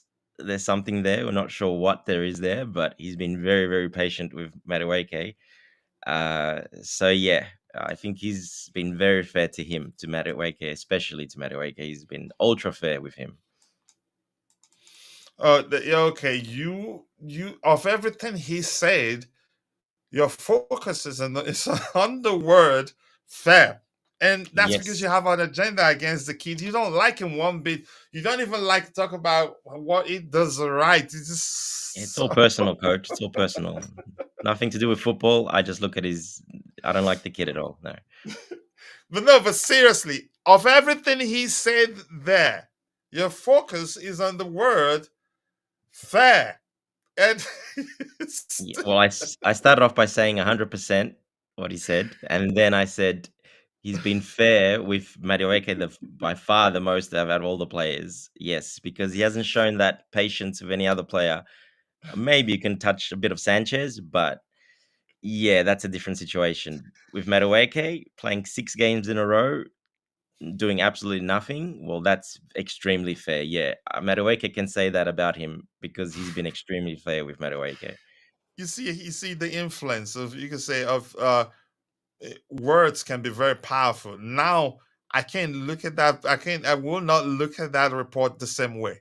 I will not. If I go back there, I will lay too But much that's why I said emphasis fair on twice. the word fair, because of the nonsense you said. Madueke was saying fair a lot in those sentences as well, so that should tell you what's on his mind. My gosh. Okay, Heston, thank you for sharing. He clearly has something on his mind. Yeah. That's actually 2000 something if you're gonna count this area, but that's creative. 115. Uh, my goodness. He's. I'm not looking at that again. I really want to go to heaven. But let's see. We're gonna go news hunting again in a bit. This is let's see where we stopped here. The comment section is on fire today. Okay, Rain, Coach. I hope you are safe after California. He with quick. Yeah, we're not in California. We didn't even feel it, but I think some areas in Nevada probably will feel it. But thank you. That shows you care, and I appreciate you ensuring that I'm safe. Even Dante didn't ask me, and he's the captain of the Well, I know you're house. not in And California, so Madison, Bisuma, and Big Dog Gallagher would have been for Postacoglu. Yeah, you're tapping in on Dante. Yeah. Okay, Streamsy isn't complete without JC Roja. Yeah, thank you. That's your dream. Did they send you to campaign for them? We have rules, and if you break the rules, you're gone. Not about me. It wasn't just my decision. I think it was a collective decision. Yeah, that's it for Roja, and I'm gonna leave it there. So I don't want to talk about it further, and stop talking about it, please. I don't want to talk about it again. You ask him why he. If you see him, I'm quite sure you've seen him. Ask him why he isn't here again. So please stop. Let's say, big up, coach. What is the feeling about our away match on Sunday? I'm Houston. I'm gonna say something I've already said the other day. I'm gonna say this again. For the Spurs game, what gives me hope? One of the things that gives me hope is that they don't know how to play differently. So Enzo Maresca, uh, um, he probably will have a good plan for the game. That gives me hope, but I can't say for certain what the outcome will be. I'd say at worst a draw. I don't see us losing that game, but we're more likely to beat them than not. But we'll look at the game. We'll do the match preview tomorrow. Let's see. Anything else? I keep dropping the likes on the stream. In London, I'm so happy that Chelsea didn't sign Usman Dembele. This guy is always injured. Yeah, even in the dressing room, I think it was the beautiful game that shared a video of where he got injured. I have a Romanian story for you between Dante. For you, okay, between Dante and Noni, I will share it one day. So it's personal for Dante. Okay, now I'd like to be part of that conversation. No, it wasn't here. Listen, let me just say this for the last time. We have rules. We have a group, panelist group, where we all are, and you don't say whatever you like. You can't talk to people anyhow. You respect people, and when you're done, we expect you to apologize. And when you double down, we want you out. It's as simple as that. Respect. We don't want to set a dangerous or bad precedent, if that makes sense. So nobody's bigger than the community. Okay. But I'm gonna move on from that, and please don't bring it up again. He says, actually, you still haven't tried Romanian food. I will one day. Dante has, even though I don't like him, he's gone from a friend to a brother. So someday I will try Romanian food. Maybe he comes to the US, or maybe I'll go to Australia. But that's, by the way, Dante, let's look at this particular report on the screen. Chelsea are ready to pay 100 million euros to sign Alexander Isak from Newcastle after identifying the striker as their priority target. And I'm quite sure for a month now you've been hearing Fichajes, Fichajes, Fichajes, Fichajes. I knew nothing about them until a month ago, and I don't know whether to trust them. And like I said, after the January transfer window, how well they do will define their reputation. But let's hear you. What do you make of the report? We've talked about this before, and we did agree that at the time that the report at the time was absolute horse dung. But let's hear you. Yeah, look, it's just rumors. Obviously, he's doing pretty well lately, scoring goals. And I keep saying this: if Newcastle this season don't do well and they Mhm. don't qualify for basically get back probably in the Champions League and finish, again pretty low, well then yeah, I think he's gone. Guimaraes is probably gone as well. Yeah, I don't see them sticking around. They're too good of players not to go to a bigger club where they can compete. In a much better competition and potentially compete for the league. So yeah, I think there's trouble for Newcastle. Is he worth 100 million? Well, it's worth whatever we or any other club want to pay for him. So he's a great striker. He's done it all. He can play. He's very versatile. Play on the outside, inside. Not bad. Very similar to Jackson in a way. So just because of that, look, I'll still take him if we can't find anyone else because he's a very good striker and he's proven in the Premier League that he can do it in the Premier League.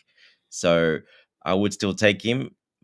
Of course, I would prefer like a Gyökeres for the reasons we've talked about. But look, Isaac is not a bad option. It'll be good competition for Nicholas Jackson. But yeah, it depends how Newcastle finish the season. It won't be in January. It depends how they finish the season.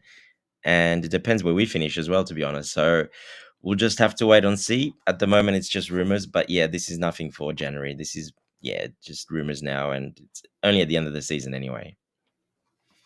Yeah, I agree. Here's thing. I'm gonna say this quickly, and anybody else that does this next time, I'm gonna block the person from the channel. This issue went to the extent that my friend Alex, the Russian guy, came up here to come and ask why JC was blocked because JC was pushing propaganda to all channels saying the moderators here was blocking him in every YouTube channel, Chelsea YouTube channel. Alex was the one that had the gut to be a man, came onto the panel and talk about it. And I explained. And probably he was shocked to hear that nobody blocked JC. He left the panelist group himself. And that's the second time. So please, I've addressed it now and nobody, I don't want us to raise that topic again. It's insulting. The way even my boss put it is just the sort of person I am. So let's stop talking about them. They've moved on. We're moving on. They have a chance to come back, but yeah, I don't see that happening because ego is a huge thing. But despite the way twice, and here he's saying, let's see what we have here. He's saying, I can see Isaac moving to Arsenal. Let's see. Or Chelsea. Or Chelsea, his agent will push for a move unless Newcastle get top four or a top manager is taking over. But for 100 million euros, it just doesn't make sense. We're practically signing another Nicholas Jackson, and we don't want another Nicholas Jackson. We want a player with the skill set to complement Nicholas Jackson. And when we compared his numbers to that of Nicholas Jackson, not a lot of again doesn't he's not going to be a huge upgrade to Nicholas Jackson if that makes sense. But that's by the way we have the legendary Bobby in the house. Bobby, I appreciate you finding the time to join us. Let's see what else we have here. Bobby, big up to you and thank you for joining us. I appreciate you finding the time to be part of the show. Your thoughts on this report linking us with a move for Alexander Isak. And once Bobby is done speaking, we will go back to news hunting and we'll address the comments from the manager's presser and subsequent, you could say, emerging news out there. But Bobby, big up. I hope you're doing well. Big up, Coach Dante. We meet again. Yeah, buddy. Yeah, you see, Coach, I Mm. think what we have is a lot of clubs are miscalculating. they forget the financial regulatory environment we're in. They forget that we've already had one phase of the PSR new regulations this season, which I think significantly affected the transfer market. And next season, when the algorithm kicks in on the lowest financial denominator of the lowest income club in the Premier League, which stipulates the wage cap for that season, a lot more stringent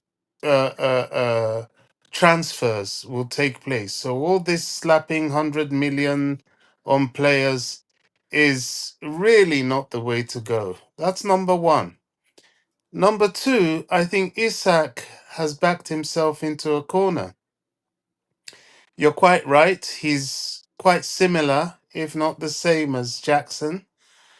And it becomes a matter of what's the point? Why have two Jacksons when you've already got Jackson and Nkunku in a striking position? And you look at Arsenal. Well, Arsenal have Kai Havertz, and he's similar to Kai Havertz as well. Is are they going to dump Kai Havertz for him? It's unlikely. So he may find himself kind of stranded because nobody would really want to, one, pay that sort of money for him. Two, they'll reassess the need for him. Then, okay, maybe there are other clubs from other countries who may want him, but not at that price. It's too So, much, really.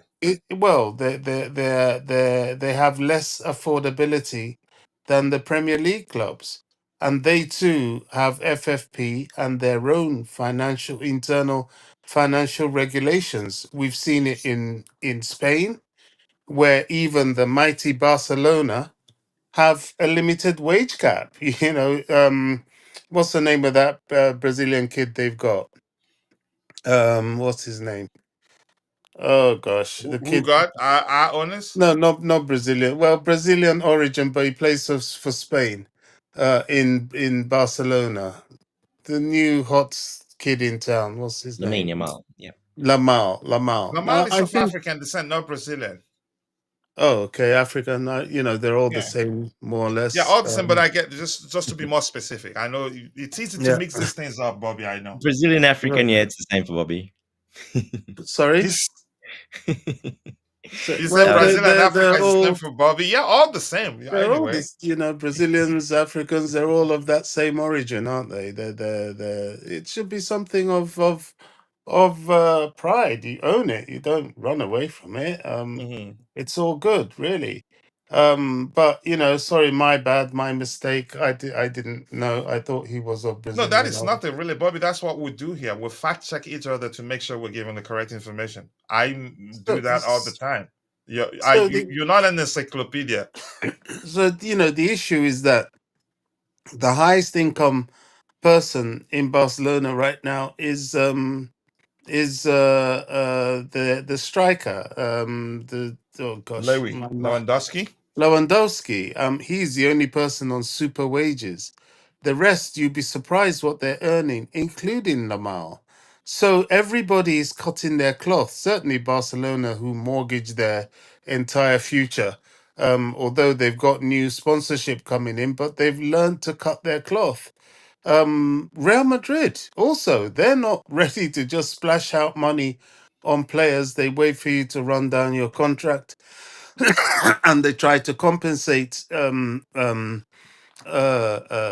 transfer fees, incorporating it into a sort of budgeted wage structure, super wage structure. So they're still paying a lot, but they're paying a lot because they're not paying the transfer fees to go with it. So everybody's being careful. I think Isak will not be sold unless they bring the price down. And may be surprised that it won't be to the clubs he thinks will want him. He's an excellent striker, yes, but these clubs aren't desperate. You look at Man United. Man United have enough strikers. They need to just embed their strikers. So who is it? Liverpool, maybe, if Salah goes. Maybe, but Liverpool have Diego Jota, who will be salivating for more game time. I'm surprised the guy has hung around there that long. So the Isak 100 million issue is almost a bit of a misnomer. It's not. It won't fly. I just can't see how it will fly. Anybody dropping that money for him, I know it's not a wise. It's not a prudent financial move. Not No, even it's Spurs. not gonna be You know, good business at all. no, it's not. Yeah, that's it. Yeah. Look, All right. Thanks Newcastle so are in much, a strong Bobby. position. Go He's ahead. got a Were you saying contract. something? Yeah. Go ahead, Dante. Were you saying something? Yeah, he's got a contract to 2028, so they're in a strong position. But just one thing I've learned earlier today is that they cannot give him a contract extension or a pay rise because they're already at the threshold of PSR. So that is a problem. Uh, the player wants a play rise and they cannot give him one. So I think either way, they have to sell a player in the summer. It's either him, Guimaraes. But if one of those goes, well, they're going to struggle badly. So in my opinion, both of those players will most likely go. Um, yeah, I don't see them wanting to stay there if they don't finish top four. I don't see those players wanting to stay there. So, but yeah, they're in PSR trouble. And like I said, uh, from Which what was why I they saw didn't some pay us Newcastle guys upfront talking about it. for Lewis, all right? Yeah. Yeah, and I saw a Newcastle fan talking about this issue, and he was breaking it down. He had the lists and everything. They're They, right on the they, threshold. Isaac wants a raise. They can't give it to him, so they're in a bad position either way. I don't think there are many people in world football that can give him the raise he wants to start with. And yeah, as I've said, the whole financial regulations, it doesn't matter how rich you are when you buy a club anymore. It's about how much revenue that club can generate to satisfy the books within a 3-year period. And now, even more so, within a percentage of their revenue, which is even tighter. They are in trouble. You're going to find some of these clubs will have to go into a rebuild. You see, this is where I can assure you that within the next 3 years, Chelsea fans are going to start to really appreciate the vision of the ownership because they've stolen a march to on everybody. What Newcastle need right now is a rebuild. But a rebuild is painful. You have to go down before you can come up. As we well know, it's only some of us that have seen it several times before. But the way we rebuilt, at least we could purchase players, and we purchased to a sum of money that everybody won't let us to forget.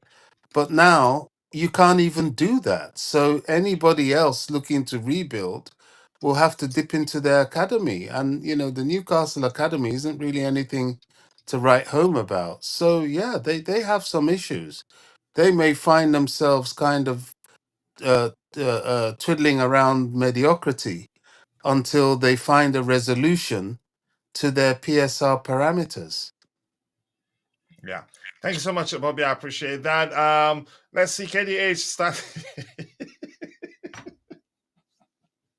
Bobby's So, they've seen me, so this, yeah, because you're here. So it's time. uh, uh, It's time to talk about KDH. It's the beautiful game that did that. Okay, it's all love, Mabas. We all love you. Maybe he needed to do what he did to get your attention. Because if he didn't do that, you probably would continue right now. We all love you. Had it been someone else, probably by now would ban that person forever. We love you that we had to actually make you a moderator. So it's all love. It's called tough love. That got your attention, and we're all speaking from a place of love right now. So don't worry too much about it. Bobby is coming for you, yeah, because he said KDH starts starts that game. All right. What is? I would never spend 100 million on Isaac. Yeah, I wouldn't either. And I think Bobby said the same thing. I keep dropping the lines on the stream. It looks like Dante is disconnected. Let's see what we have here. Bobby just did a bent tackle. All right, I'm gonna scroll to the very bottom. All love, Lucky Scene. Love to you. We appreciate you. We should keep. Bobby, I don't know. We did talk about. Yeah, Dante respects you. We all respect you. It's all love, but we want you. Everybody just wants you. You can say we needed to do that to get your attention. To slow down a bit. You know. You should know. You don't need to be told that we all love you.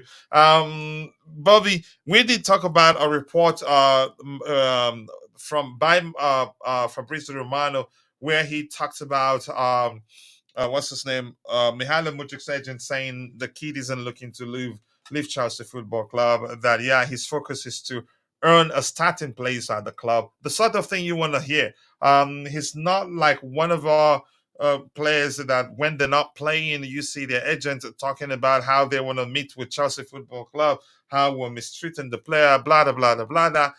He's focused. He's improving. He's celebrated with the manager a lot when he's again one of the games he scored during our midweek games, and he's getting better. And there's a good player there. If you knew him before he joined Chelsea, you'd know that if anything, we mismanaged his start to life as a Chelsea player, and I think he'll get that. But I want to get your opinion if you have anything to add to that. That yes, that we're not looking to sell him. I do. A lot of fans are still getting used to this new Chelsea format. This Mm. is not a project that is vested in offloading its key assets. People like Mykhailo Mudryk are very much a part of this project. The kid is on an 8.5 year contract. That he's locked down unless the club don't want him or unless the club reach an agreement with him. At the moment, why he hasn't been playing is he's been ill. He was ill for the what was the last game we played? Southampton game. Southampton, yeah, that was And and yeah he's his still absence, ill. right? Yeah, that's what Maresca said in the press conference. And he's still ill, so he'll miss the Spurs game as well. Modric is very much a part of this project. What people don't understand is that this is a developing project. The players are developing, and he is one of them. It is a project that's based on the squad. Why? We have a full season of football, hopefully taking us late into the season with the Conference League final. Following that, a sharp turnaround to the World Club Cup. Following that, the final qualifications as of the coming World Cup and the start of the new Premier League. Following that, hopefully, if we are in Champions League, we've got the Champions League pressure. Straight after the end of that next season is a World Cup tournament, which most of these players will want to go to. If your squad is not well rotated, your players will burn out. A lot of these clubs are already beginning to have burnout. They're struggling with fitness of players vis-a-vis Real Madrid, as big as their squad is. They've got a plethora of injuries. Now you have to rotate. Liverpool at the moment is has been quite fortunate, but I can assure you very soon that will start to hit them. You can't play players twice a week, game in, game out, internationals as well, and then expect them to turn around a new season and go again. It's not going to happen. This is why people like Mason Mount are still struggling with injuries till today. We've had our injury episode. We're still, minus two key players in Fofana and Reece James. But the difference between this season and last season is that we've managed to curb it and we've managed to manage the players' game time. Vis-a-vis, Jackson didn't play midweek, neither did Neto. We've tried to keep it going, keep it swirling. The problem we're having right now is that our midfield is thin. We can't fully rotate them as perhaps we should. And that makes me think that in January we may return one of our loanees because we are thin in midfield. It's the one area where we're not really comfortable with rotating enough. For example, against Spurs, I mean, it only makes sense you start with your midfield three of Lavia, Caicedo, and Enzo.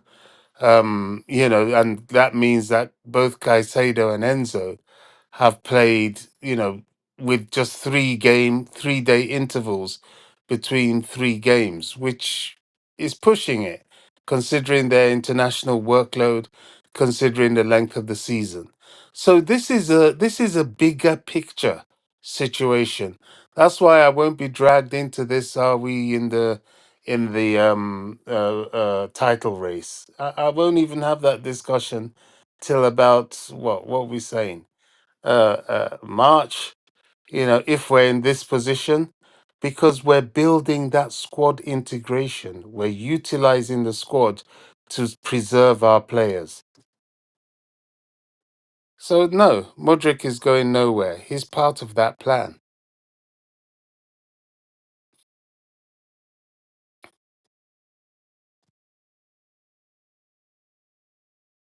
Have you When talked? the news emerged, we did argue here that he's not going anywhere because it just doesn't make sense. He's a good player, and look how well he's doing right now. And I don't think it makes sense to sell him. I don't think there's anything else for you to address here. We're gonna go news hunting, and we've talked about Isak, and you were part of the conversation. So news hunting, it is. Let's see. Then we will, from news hunting, get to the comments from the manager's presser and try to make sense of some of the things he says, if need be. um. Okay. This is something new. Tottenham have won just one of their last 11 Premier League games against Chelsea. They've drawn two, lost eight, picking up a 2-0 home win in February of 2023. Okay. Wow. But I'm not banking on that. We need to put in the work needed to win the game. Otherwise, yeah, we're not gonna win. Because I don't want Isak at Chelsea. It's just another. That's how I see it too, honestly. Chelsea wouldn't buy players in January. We're still in the Conference League, and the Club World Cup is coming up at the end of the season. It will be weird if Chelsea allow players to leave in the January transfer window, apart from Ben Chilwell and maybe Connie Chukwuemeka. But I do think Disasi may leave, but that's just me speculating. I'm not the manager. He played. He wasn't. Again, he did No, okay. He they, wasn't perfect, they, but he did okay. Go ahead. they won't let him leave, coach. There'll be Yeah. very little disruption to this squad, if anything at all. I don't see anybody coming in, and I agree. It will be probably, if they can, if there's a market for him, because nobody really Mhm. wants to pay his wages. Ben Chilwell and Carney, probably they'll, if they can find a loan solution for him, he may go because nobody wants to pay his wages either. So, apart from those two, there's January is going to be quiet. We don't need the disruption. The squad is getting integrated. Look, these games we have, the second half of the season, the Conference League, hopefully the FA Cup, we can go places.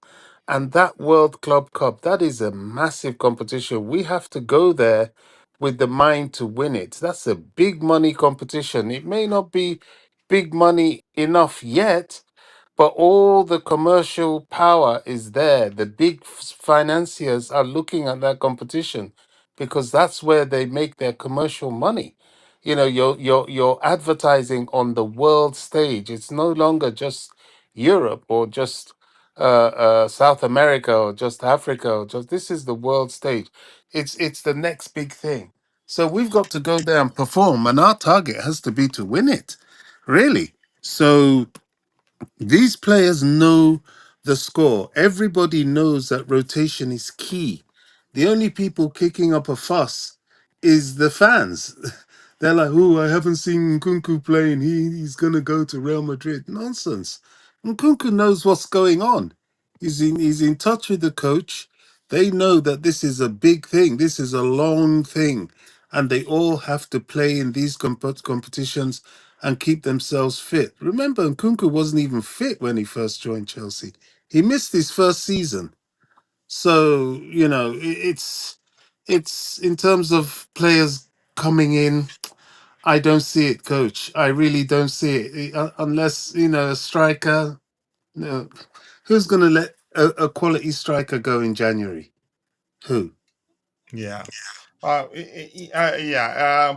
And my boss, I'm not gonna sit here and pretend I know Dennis Mann. Honestly, I don't know him, but I don't think we need players in that department. The beautiful game is saying if we beat City on the 25th of January at the Etihad, when we cannot deny we're actually in the title race. I mean, they're picking a form, and the last game they won, what's his name started. Kevin De Bruyne started, and I'm just saying, Houston. If Kevin De Bruyne is fully fit, I think they're a different team, irrespective of who they're missing. Then it's the Romanian right winger from Syria, Parma. Is it Parma? I think Parma. I don't know him to speak well enough to speak about him. If not, well, what about I don't know him really. Don't want to pretend I do. So here's Enzo Fernandez in the gym doing some lifting there. Good for him.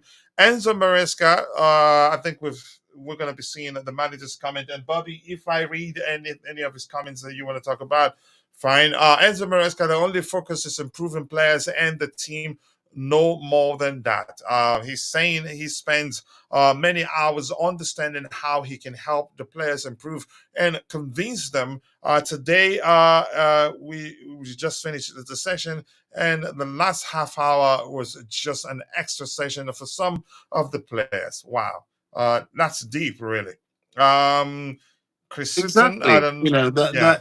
that alludes to what we're saying. We're a Mhm. developing team. All these guys, Modric, indeed, even Enzo, they're all developing, all these players, and Maresca is acutely aware of that. Is that as we're progressing, he's trying to make them into players that can fulfill their potential. That's Mhm. why he's having a go at Madueke. He believes in him. He sees that this guy could be an excellent player, but he must be disciplined at this level. You've got to put in the work. If you don't put in the work, you'll never achieve your potential.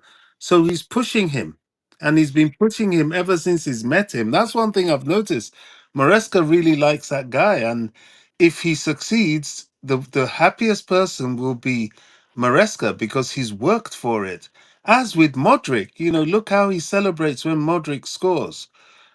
He likes his players. Those players, just as people have said, once you're in his circle, you're in his circle. You're part of his family. It's those that are outside that just don't belong. He'd be cold towards you, like your Ben Chilwells and so on. But Mhm. that first 25, that 25 man squad that he's got there, he's very close to them, and he'll only get closer. Yeah, thank you so much. This report says that Empoli, Italian side, have joined Genoa and Monza in showing interest in Chelsea midfielder Cesare Casadebo. Juventus are still leading the race. That's according to Calcio Mercato. I have never trusted them. I don't believe this. Do I think he will leave on loan? It's a possibility because he's still very young. But Chelsea and I'm quite sure will not be are looking to sell him. So this says Lavia in light training. Does that mean he's not going to play on Sunday? I don't know really. Okay, thank you for that. The shoe sign players from South Africa. Talents everywhere in Africa. But I'm not sure, Lavia, what to make of the story really. I'm really not sure. Light training means he's not been fully fit. He That's a bit even worrying. a bit worried? Yeah, he wasn't. Was he on the beach on the bench in our last game? He wasn't. No, he was on the bench. He He was was on the bench. definitely on the bench. So then we shouldn't worry then. No, I mean it may not be anything. At least he's training. Yeah, but the emphasis on light is a little bit weird. Yeah, it's kind of weird. It's kind of concerning, really. Yeah, let's see what else do we have here. And this is Samuel Rakasaki training with the big boys. It looks like the manager likes him. I don't know much about him. I have to do my research. And this year from Fabrizio Romano, Chelsea have completed a deal to sign in England on the 16 talent Mathis Eboue, the son of Emmanuel Eboué, the former Arsenal player, and what's his nationality? Was this Ivory Coast international? Correct me if I'm wrong. Was it Eboue, Ivory Coast? Emmanuel Eboué. So we signed his I believe 15-year-old so. son. Sorry? I believe so. Either Ivory Coast or Cameroon, one of those two. Emmanuel Eboué nationality. Ivorian, yeah? Yeah. Isn't he the guy that his ex-wife bankrupt him? Yeah, that's him. That's the guy right there. That's really bad. Wasn't no, I don't think he was homeless, but his wife drained the life out of him. But footballers, they have connections, and footballers, they are good at helping each other actually, but you have to speak up. Yeah. A bit of cash here and there, and you'll be all right. I don't know. I've seen some nonsense about Celestin Babayaro, the former Chelsea player. Also, he had financial issues also, but I think he's recovered with the help of his fellow professionals contributing. And yeah, I felt bad for Hey, my sister is in the house. My sister, Canadian sister. A sister from another mother. Nice to see you, Miss Melina. I do hope you're doing well, and I appreciate you finding the time to join us. Thank you so much. I always like to see you stop by to say hello, and I'm quite sure drop a like also on the video.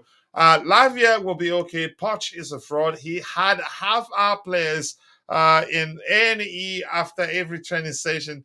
I think I don't, like. I'm not just gonna sit here and say, yeah, his training approach was probably definitely one of the reasons why we were averaging 8 players out per game at the same time at the time. I'm not going to do that. I think we've done other stuff that you can argue have been helpful in terms of keeping the players fit, so to speak. For instance, we are managing the workload for each player, not stressing them too much. But even at that, yeah, Rich James still got into it. I don't want to talk about that. Yes, coach. Eboue said Coach, that he I'm was watching the training video, and Lavia is in full training with the. okay. So not partial. The word partial is you can say too much, right? It's too much. I'm looking at him now. Look, he's training with everybody else. There's nothing there. All right. Thank you. I appreciate you for that update. Anything else? I keep dropping the likes on the stream, the likes that you go along with. Coach, we are sitting here in second with Arsenal, and sitting behind us, Poch is a fraud. I think there are multitude of reasons to argue that, yeah, he was never the right guy. And he actually jumped ship because from what I've learned, if he wanted to say he'd still be our manager. But the opportunity once the opportunity came, he then hesitated. He jumped ship, in my opinion.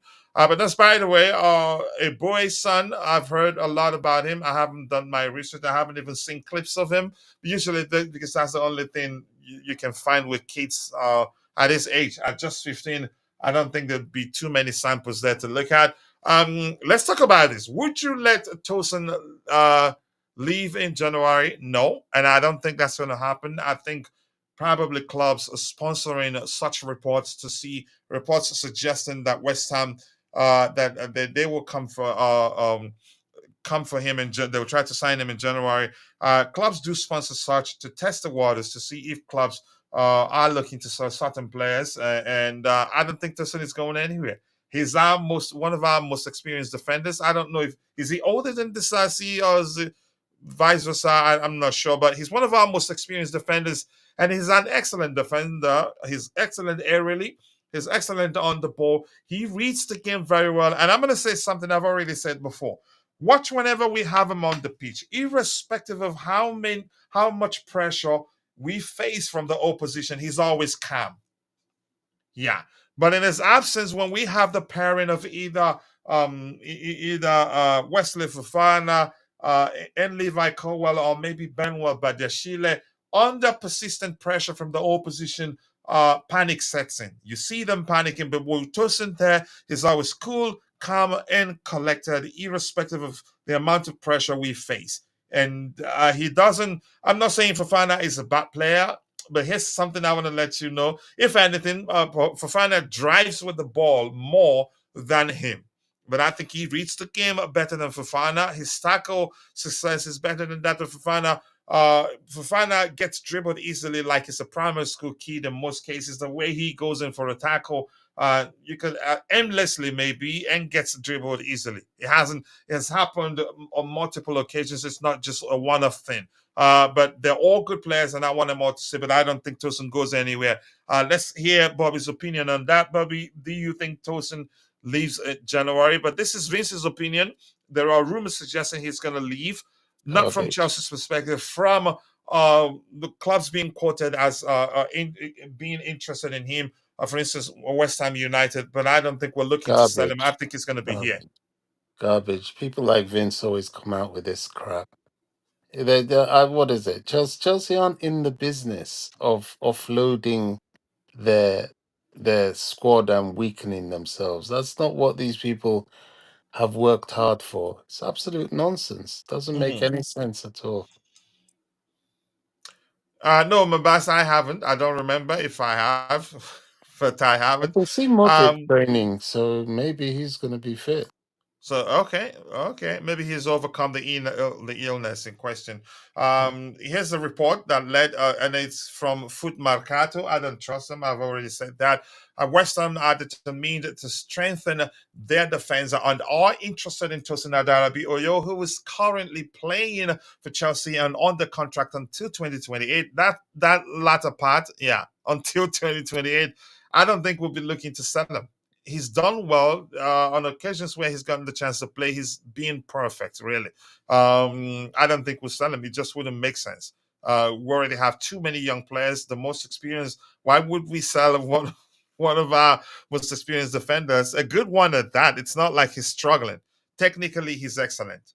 So let's see. Keep dropping the likes on the stream. The likes do go a long way. Gus Poyet talking about Nicholas Jackson. We don't want that. We don't want to read anybody's opinion. This is a comment from Nicholas Jackson himself. I don't think we need that. He did talk about, excuse me, DDA King Drama. Anything else here to address? If you're in the comment section and you have any questions, drop it and we'll try to address it. Anything else here? Nothing. You're saying Mourinho, this must be fake news, really. Pep that made a hand gesture to the fans, booing him on the day.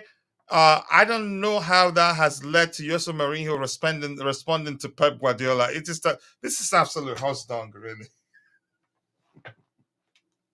I don't know if you've seen it, Bobby. But there's a lot of things I just ignore, Coach. I Yeah, don't this really is know what's absolute that. horse doo doo. I saw one thing of Pep trying to fight someone for That telling one him, is real, yeah, it's real. That's but okay. I whether it mean, happened now, I don't know really. I think it's an old video. It's not a recent video, but people regurgitate these things when there's no news to try and make news. I'm no fan of Pep Guardiola. He doesn't manage our club, but Mhm. I don't buy some of these stories going around. Yeah. Okay, it looks like we're going to see more of Enzo Maresca's comment. This one here says, in terms of points and the way we want to play on and off the pitch, I was convinced, so to speak, 100%. We would reach this, but not as early. Yeah, not so soon. Even I'm surprised, given the measure of progress we've made. I've always known that, yeah, eventually we'll start playing as a unit. Eventually, we'll start you say will become better, but not. Yeah, I'm with the manager, not as early as we're experiencing right now, in my opinion. I don't know if you have anything to say about that, Bobby. We'll read more of the manager's comments and we'll round up soon. Yeah, Maresca spoke of the project and the development, the fact that he feels that we're ahead of time, but um, um, the process continues. I had always put it that by, say, middle to the end of December, we Mm, would have reached a point in our integration where the team will be smoother. You know, people start to know more of what's expected of them. I think with that we've got to that stage just a little bit sooner than I Than had expected. thought. Hmm. Yeah, you know, they all kind of know, you know, where to play, how to play. Now the details and the added things that he'll do is what comes in, and that will take even more time. Even their individual game performances, sorry, that will take time. So Hmm. you know, this team won't really mature till this time, even next year. So there's no point picking it apart. You know, why are you going to work so hard to integrate a team, and then you start picking it apart? Oh, you get rid of this, get rid of that. It's not going to happen. It's not going to happen. He will keep a lot of this team together. Even the Sassy that everybody's saying, "Oh, I don't like the Sassy. He has to go." Nonsense. He's part of the squad. A very important part of the squad. You have to have a squad. You know, what do they think we're doing here? Or what the hell do they think Chelsea's up to? And all these players know they are part of the squad and they're all playing. If they were not playing, then it could be a different issue, but they're all playing. There's no player there that's not getting at least one game a week. Hmm. So no, I'm not buying a lot of these stories, coach. All right, thank you so much. Let's continue. This one, quoting the manager also. Give me a second here. He reads Enzo Maresca. I was upset in the first 15 to 20 minutes against Southampton. I think we all were. I wasn't happy if I were the manager. I again, it was we didn't start well, but we grew into the game and dominated for the rest. He said from 20 up to 15 to 20 minutes up, just like he mentioned there, because we were wrong in the way we were pressing. I called some players to the bench. We needed to change. If you don't press Southampton man to man, we struggle to recover the ball. This man is a highly intelligent manager, making this week out of a man, and I'm happy. Really, Enzo Maresca on Caicedo inverting from right back. It is something that was in our minds since day one, but because of the Romeo Lavia injury and the Enzo moment, we use Moy as a holding midfielder. We used him right back last game, and in the future, we can expect to see him do that more. And I'm guessing, of course, I mix it to just to make it complete. I think that's going to happen in our next game. Enzo Maresca on Enzo Fernandez. He's improving a lot, especially in terms of understanding the game and the position. This is what we need from the attacking players. He has many things he can do better, but not only him, all of the players. This manager is very intelligent, really. A lot more from him. Enzo Maresca, I try to have a close relationship with the players. The problem is if you say something they don't like, they think you don't want them to be close. This guy, he speaks like somebody that has a grown-up kids at home. That knows how you can say, because these are kids, how they respond to criticism. Enzo Maresca and why he criticized Madueke. The reason I said this the other day is because I want the best for Noni. And the way to do that is to push him. The moment he relaxes a little bit, it is wrong. And Bobby, I want to go back quickly to here, which is reflective of how Nani views the manager's public comment about him. Where's that particular one there? I think probably was it this one here? I think let me go back here. So when Nani Madueke said something about the manager's comments about him, he's taking it well. He's saying, yeah, he's being truthful, and he likes the fact that he's being truthful. He's fair to everyone. I think I don't know if you remember that I was concerned with regards to how he'd see the manager's public comment about him, and we did go to the extent of discussing how certain players get all bent out of shape when the manager speaks publicly about their shortcomings. But in this case, he said something that shows yeah, he's taking it well. He understands that it's up to him to learn from the managers coming. And I'm going to read this for you, Bobby, if you're still there. He reads, that's quoting Noni Madueke. Maresca is honest and truthful. He tells the truth, and he is a man who you can trust. That's important.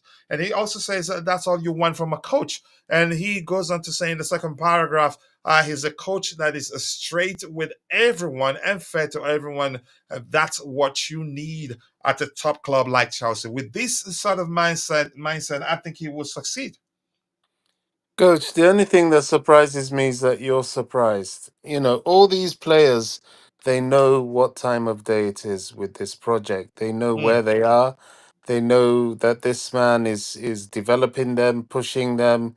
They know he didn't say anything bad about him. He just said what was the truth, that what he needs out of him. Now, if you're not serious, you know, you would take offense. And if you take offense, I can assure you, you'll be out of that Chelsea door. Hmm. You know, we have no time for that. We're building something. And Noni's part of what we're building. You know, some people don't like him and this and that. Well, he's contracted. Kid's on an 8-year contract, 8.5-year contract, like all these other kids. They are here to develop and to grow. And sometimes when a kid is growing and developing, they won't quite do what you want them to do immediately. I Mm. tried to give the analogy last time we spoke about this, about Cristiano Ronaldo when he first came to Man United. His first 2 seasons were dreadful, really. He was like Bambi on ice. But eventually, when he got it, well, the rest is history.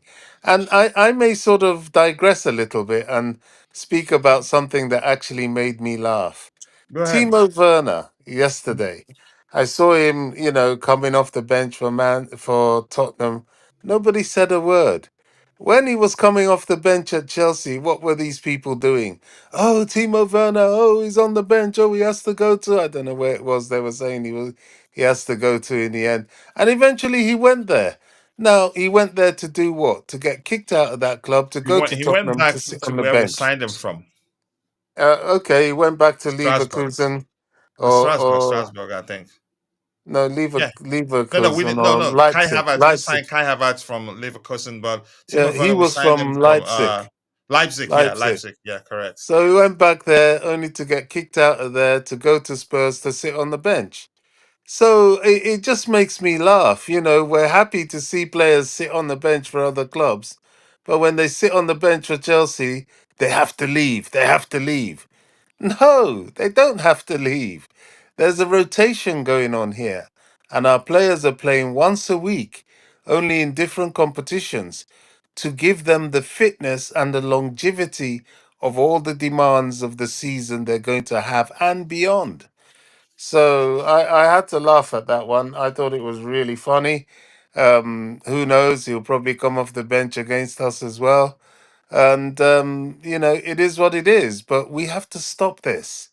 We really have to stop this. People like Vince and all these people. There's another one. Is it PYS? You know, they spread and peddle this nonsense. And it's very old fashioned. We're out of that. That is an old mentality now. You can't think that way. And you know, it's always Chelsea that they come at the players. Oh, this one has to go. Like this thing about Tosin now. It's sorry. It's BS. It's such BS. The player himself knows what he's doing at Chelsea, knows the game time he's getting, and understands the project, is in touch with the manager. And if the manager wasn't happy with him, we all know Maresca. Maresca doesn't mess around. He'll freeze you out or he'll make some sort of statement about it. Yeah. Thank you so much. I appreciate that, Bobby. It's been an excellent discussion. I don't think we don't have anything else to talk about. I don't think we have anything else to talk about. If you have any questions, drop in the chat. We'll address it. AB, nice to see you. Lateness is greatness, they say, but at least you made it. And Chelsea, wow, it's been like 1,000 years that I haven't seen you, but I'm not saying you're a vampire anyway. I hope you understand. Hi, coach. I saw you online around 8 p.m. I came from okay. 7 aside. Oh, you went okay, match, and you're still on. Yeah, yeah. But we're about to round up. But it's been a minute. I hope you're good, bro. But nice to see you. I hope everything okay on your end. Things are okay on your end. Kachila, I was injured. Okay, I was younger. Okay, sorry to hear that, but you're fine now. All right, Bobby. Anything else, or should we call it a day? There's nothing to add to this. Are you going to do a stream for the Pre-game Spurs show. game? Oh Yeah, yeah, yeah. Okay, yeah. That's definitely. Yeah, that's a our big favorite game. where we analyze the lineup. Yeah. So thank you to all of you. I appreciate you all from Chowski for joining us. My boss 05, my Iraqi bro. Nice to see you. I appreciate you. AB, thank you for joining. Letness is greatness. The blue Tiffle game was here. Much love to you. And Constantine done too. Vic also was here. Namaya Fowale, Miss Molina was also here. And if I missed your name, apologies. I'm only human. See you guys next time. God bless us all. And cheers.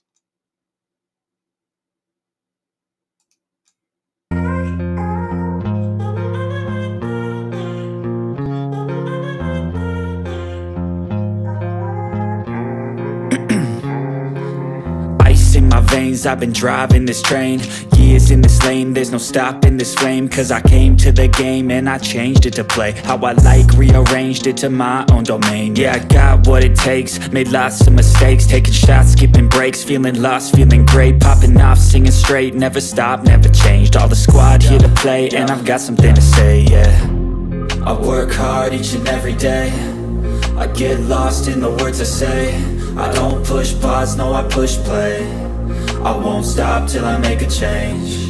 I withdraw on the things I make. I turn flaws into flawless traits. I build tall, never capped in space. I won't stop till I hear him say, oh, la, la, la, la, la.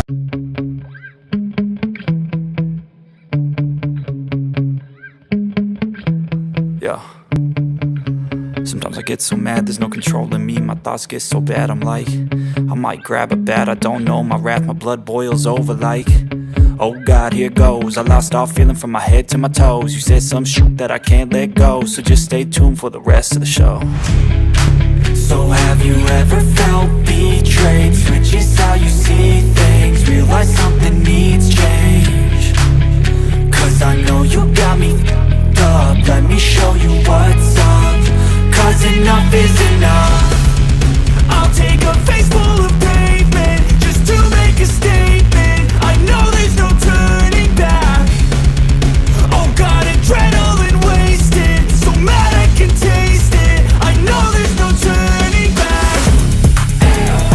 I'll do what it takes, I ain't making mistakes like that. I'll play it on your face to make you go take it back. I'll lose my shit, I go crazy when I'm mad.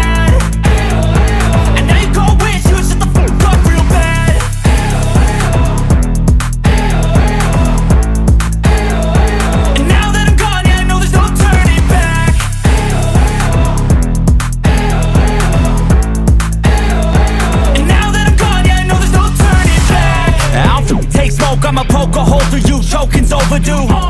Come at me and you won't get any older, dude. Crack your holder too.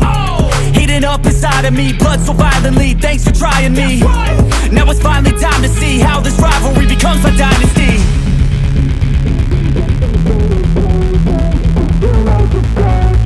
I know there's no turning back. Oh God, adrenaline wasted, so mad I can taste it. I know there's no turning back. I'll do what it takes, I ain't making mistakes like that. I'll play it on your face to make you go take it back. I'll lose my shit, I go crazy when I'm mad. And now you gon' wish you would shut the fuck up real bad.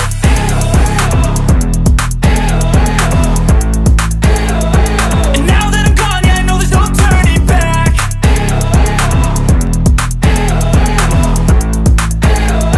And now that I'm gone, yeah, I know there's no turning back.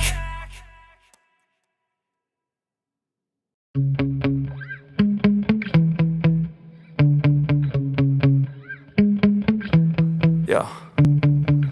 Sometimes I I get so mad, there's no controlling me. My thoughts get so bad, I'm like, I might grab a bat, I don't know. My wrath, my blood boils over like, oh God, here goes. I lost all feeling from my head to my toes. You said some shit that I can't let go, so just stay tuned for the rest of the show. So have you ever felt betrayed? Switches how you see things, realize something needs change. Cause I know you got me f***ed up, let me show you what's up. Cause enough is enough. I'll take a face full of pavement just to make a statement. I know there's no turning back. Oh God, adrenaline wasted, so mad I can taste it. I know there's no turning back. I'll do what it takes, I ain't making mistakes like that. I'll play it on your face to make you go take it back. I'll lose my shit, I go crazy when I'm mad. And now you go wish you would shut the fuck up real bad.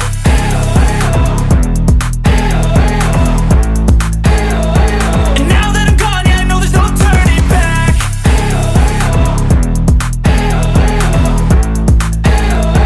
And now that I'm gone, yeah, I know there's no turning back. I'll take smoke, I'ma poke a hole through you, choking's overdue.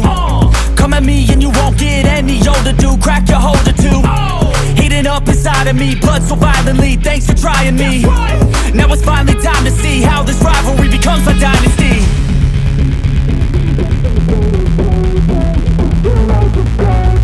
I know there's no turning back. Oh God, adrenaline wasted, so mad I can taste it. I know there's no turning back. I'll do what it takes, I ain't making mistakes like that. I'll play it on your face to make you go take it back.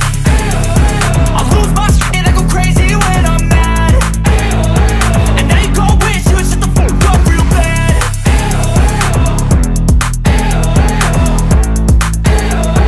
And now that I'm gone, yeah, I know there's no turning back.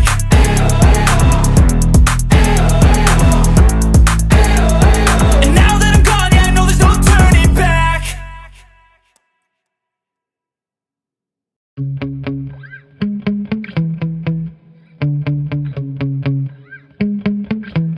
Yeah.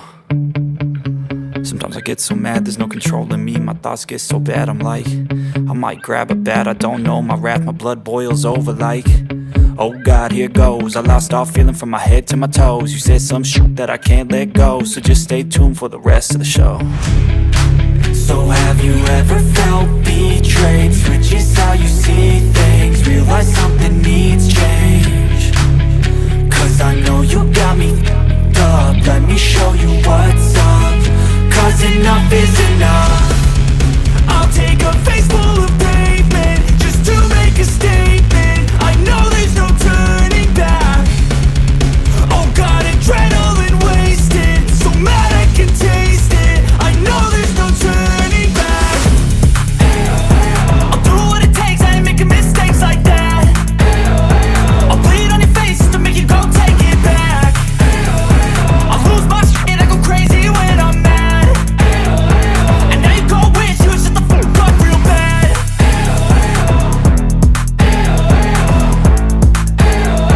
And now that I'm gone, yeah, I know there's no turning back.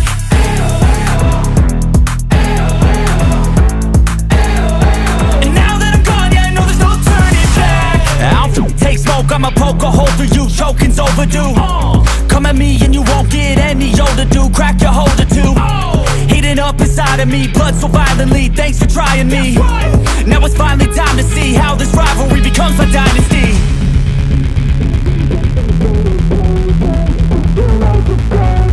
I know there's no turning back. Oh God, adrenaline wasted, so mad I can taste it. I know there's no turning back. I'll do what it takes, I ain't making mistakes like that. I'll play it on your face to make you go take it back. I'll lose my shit, I go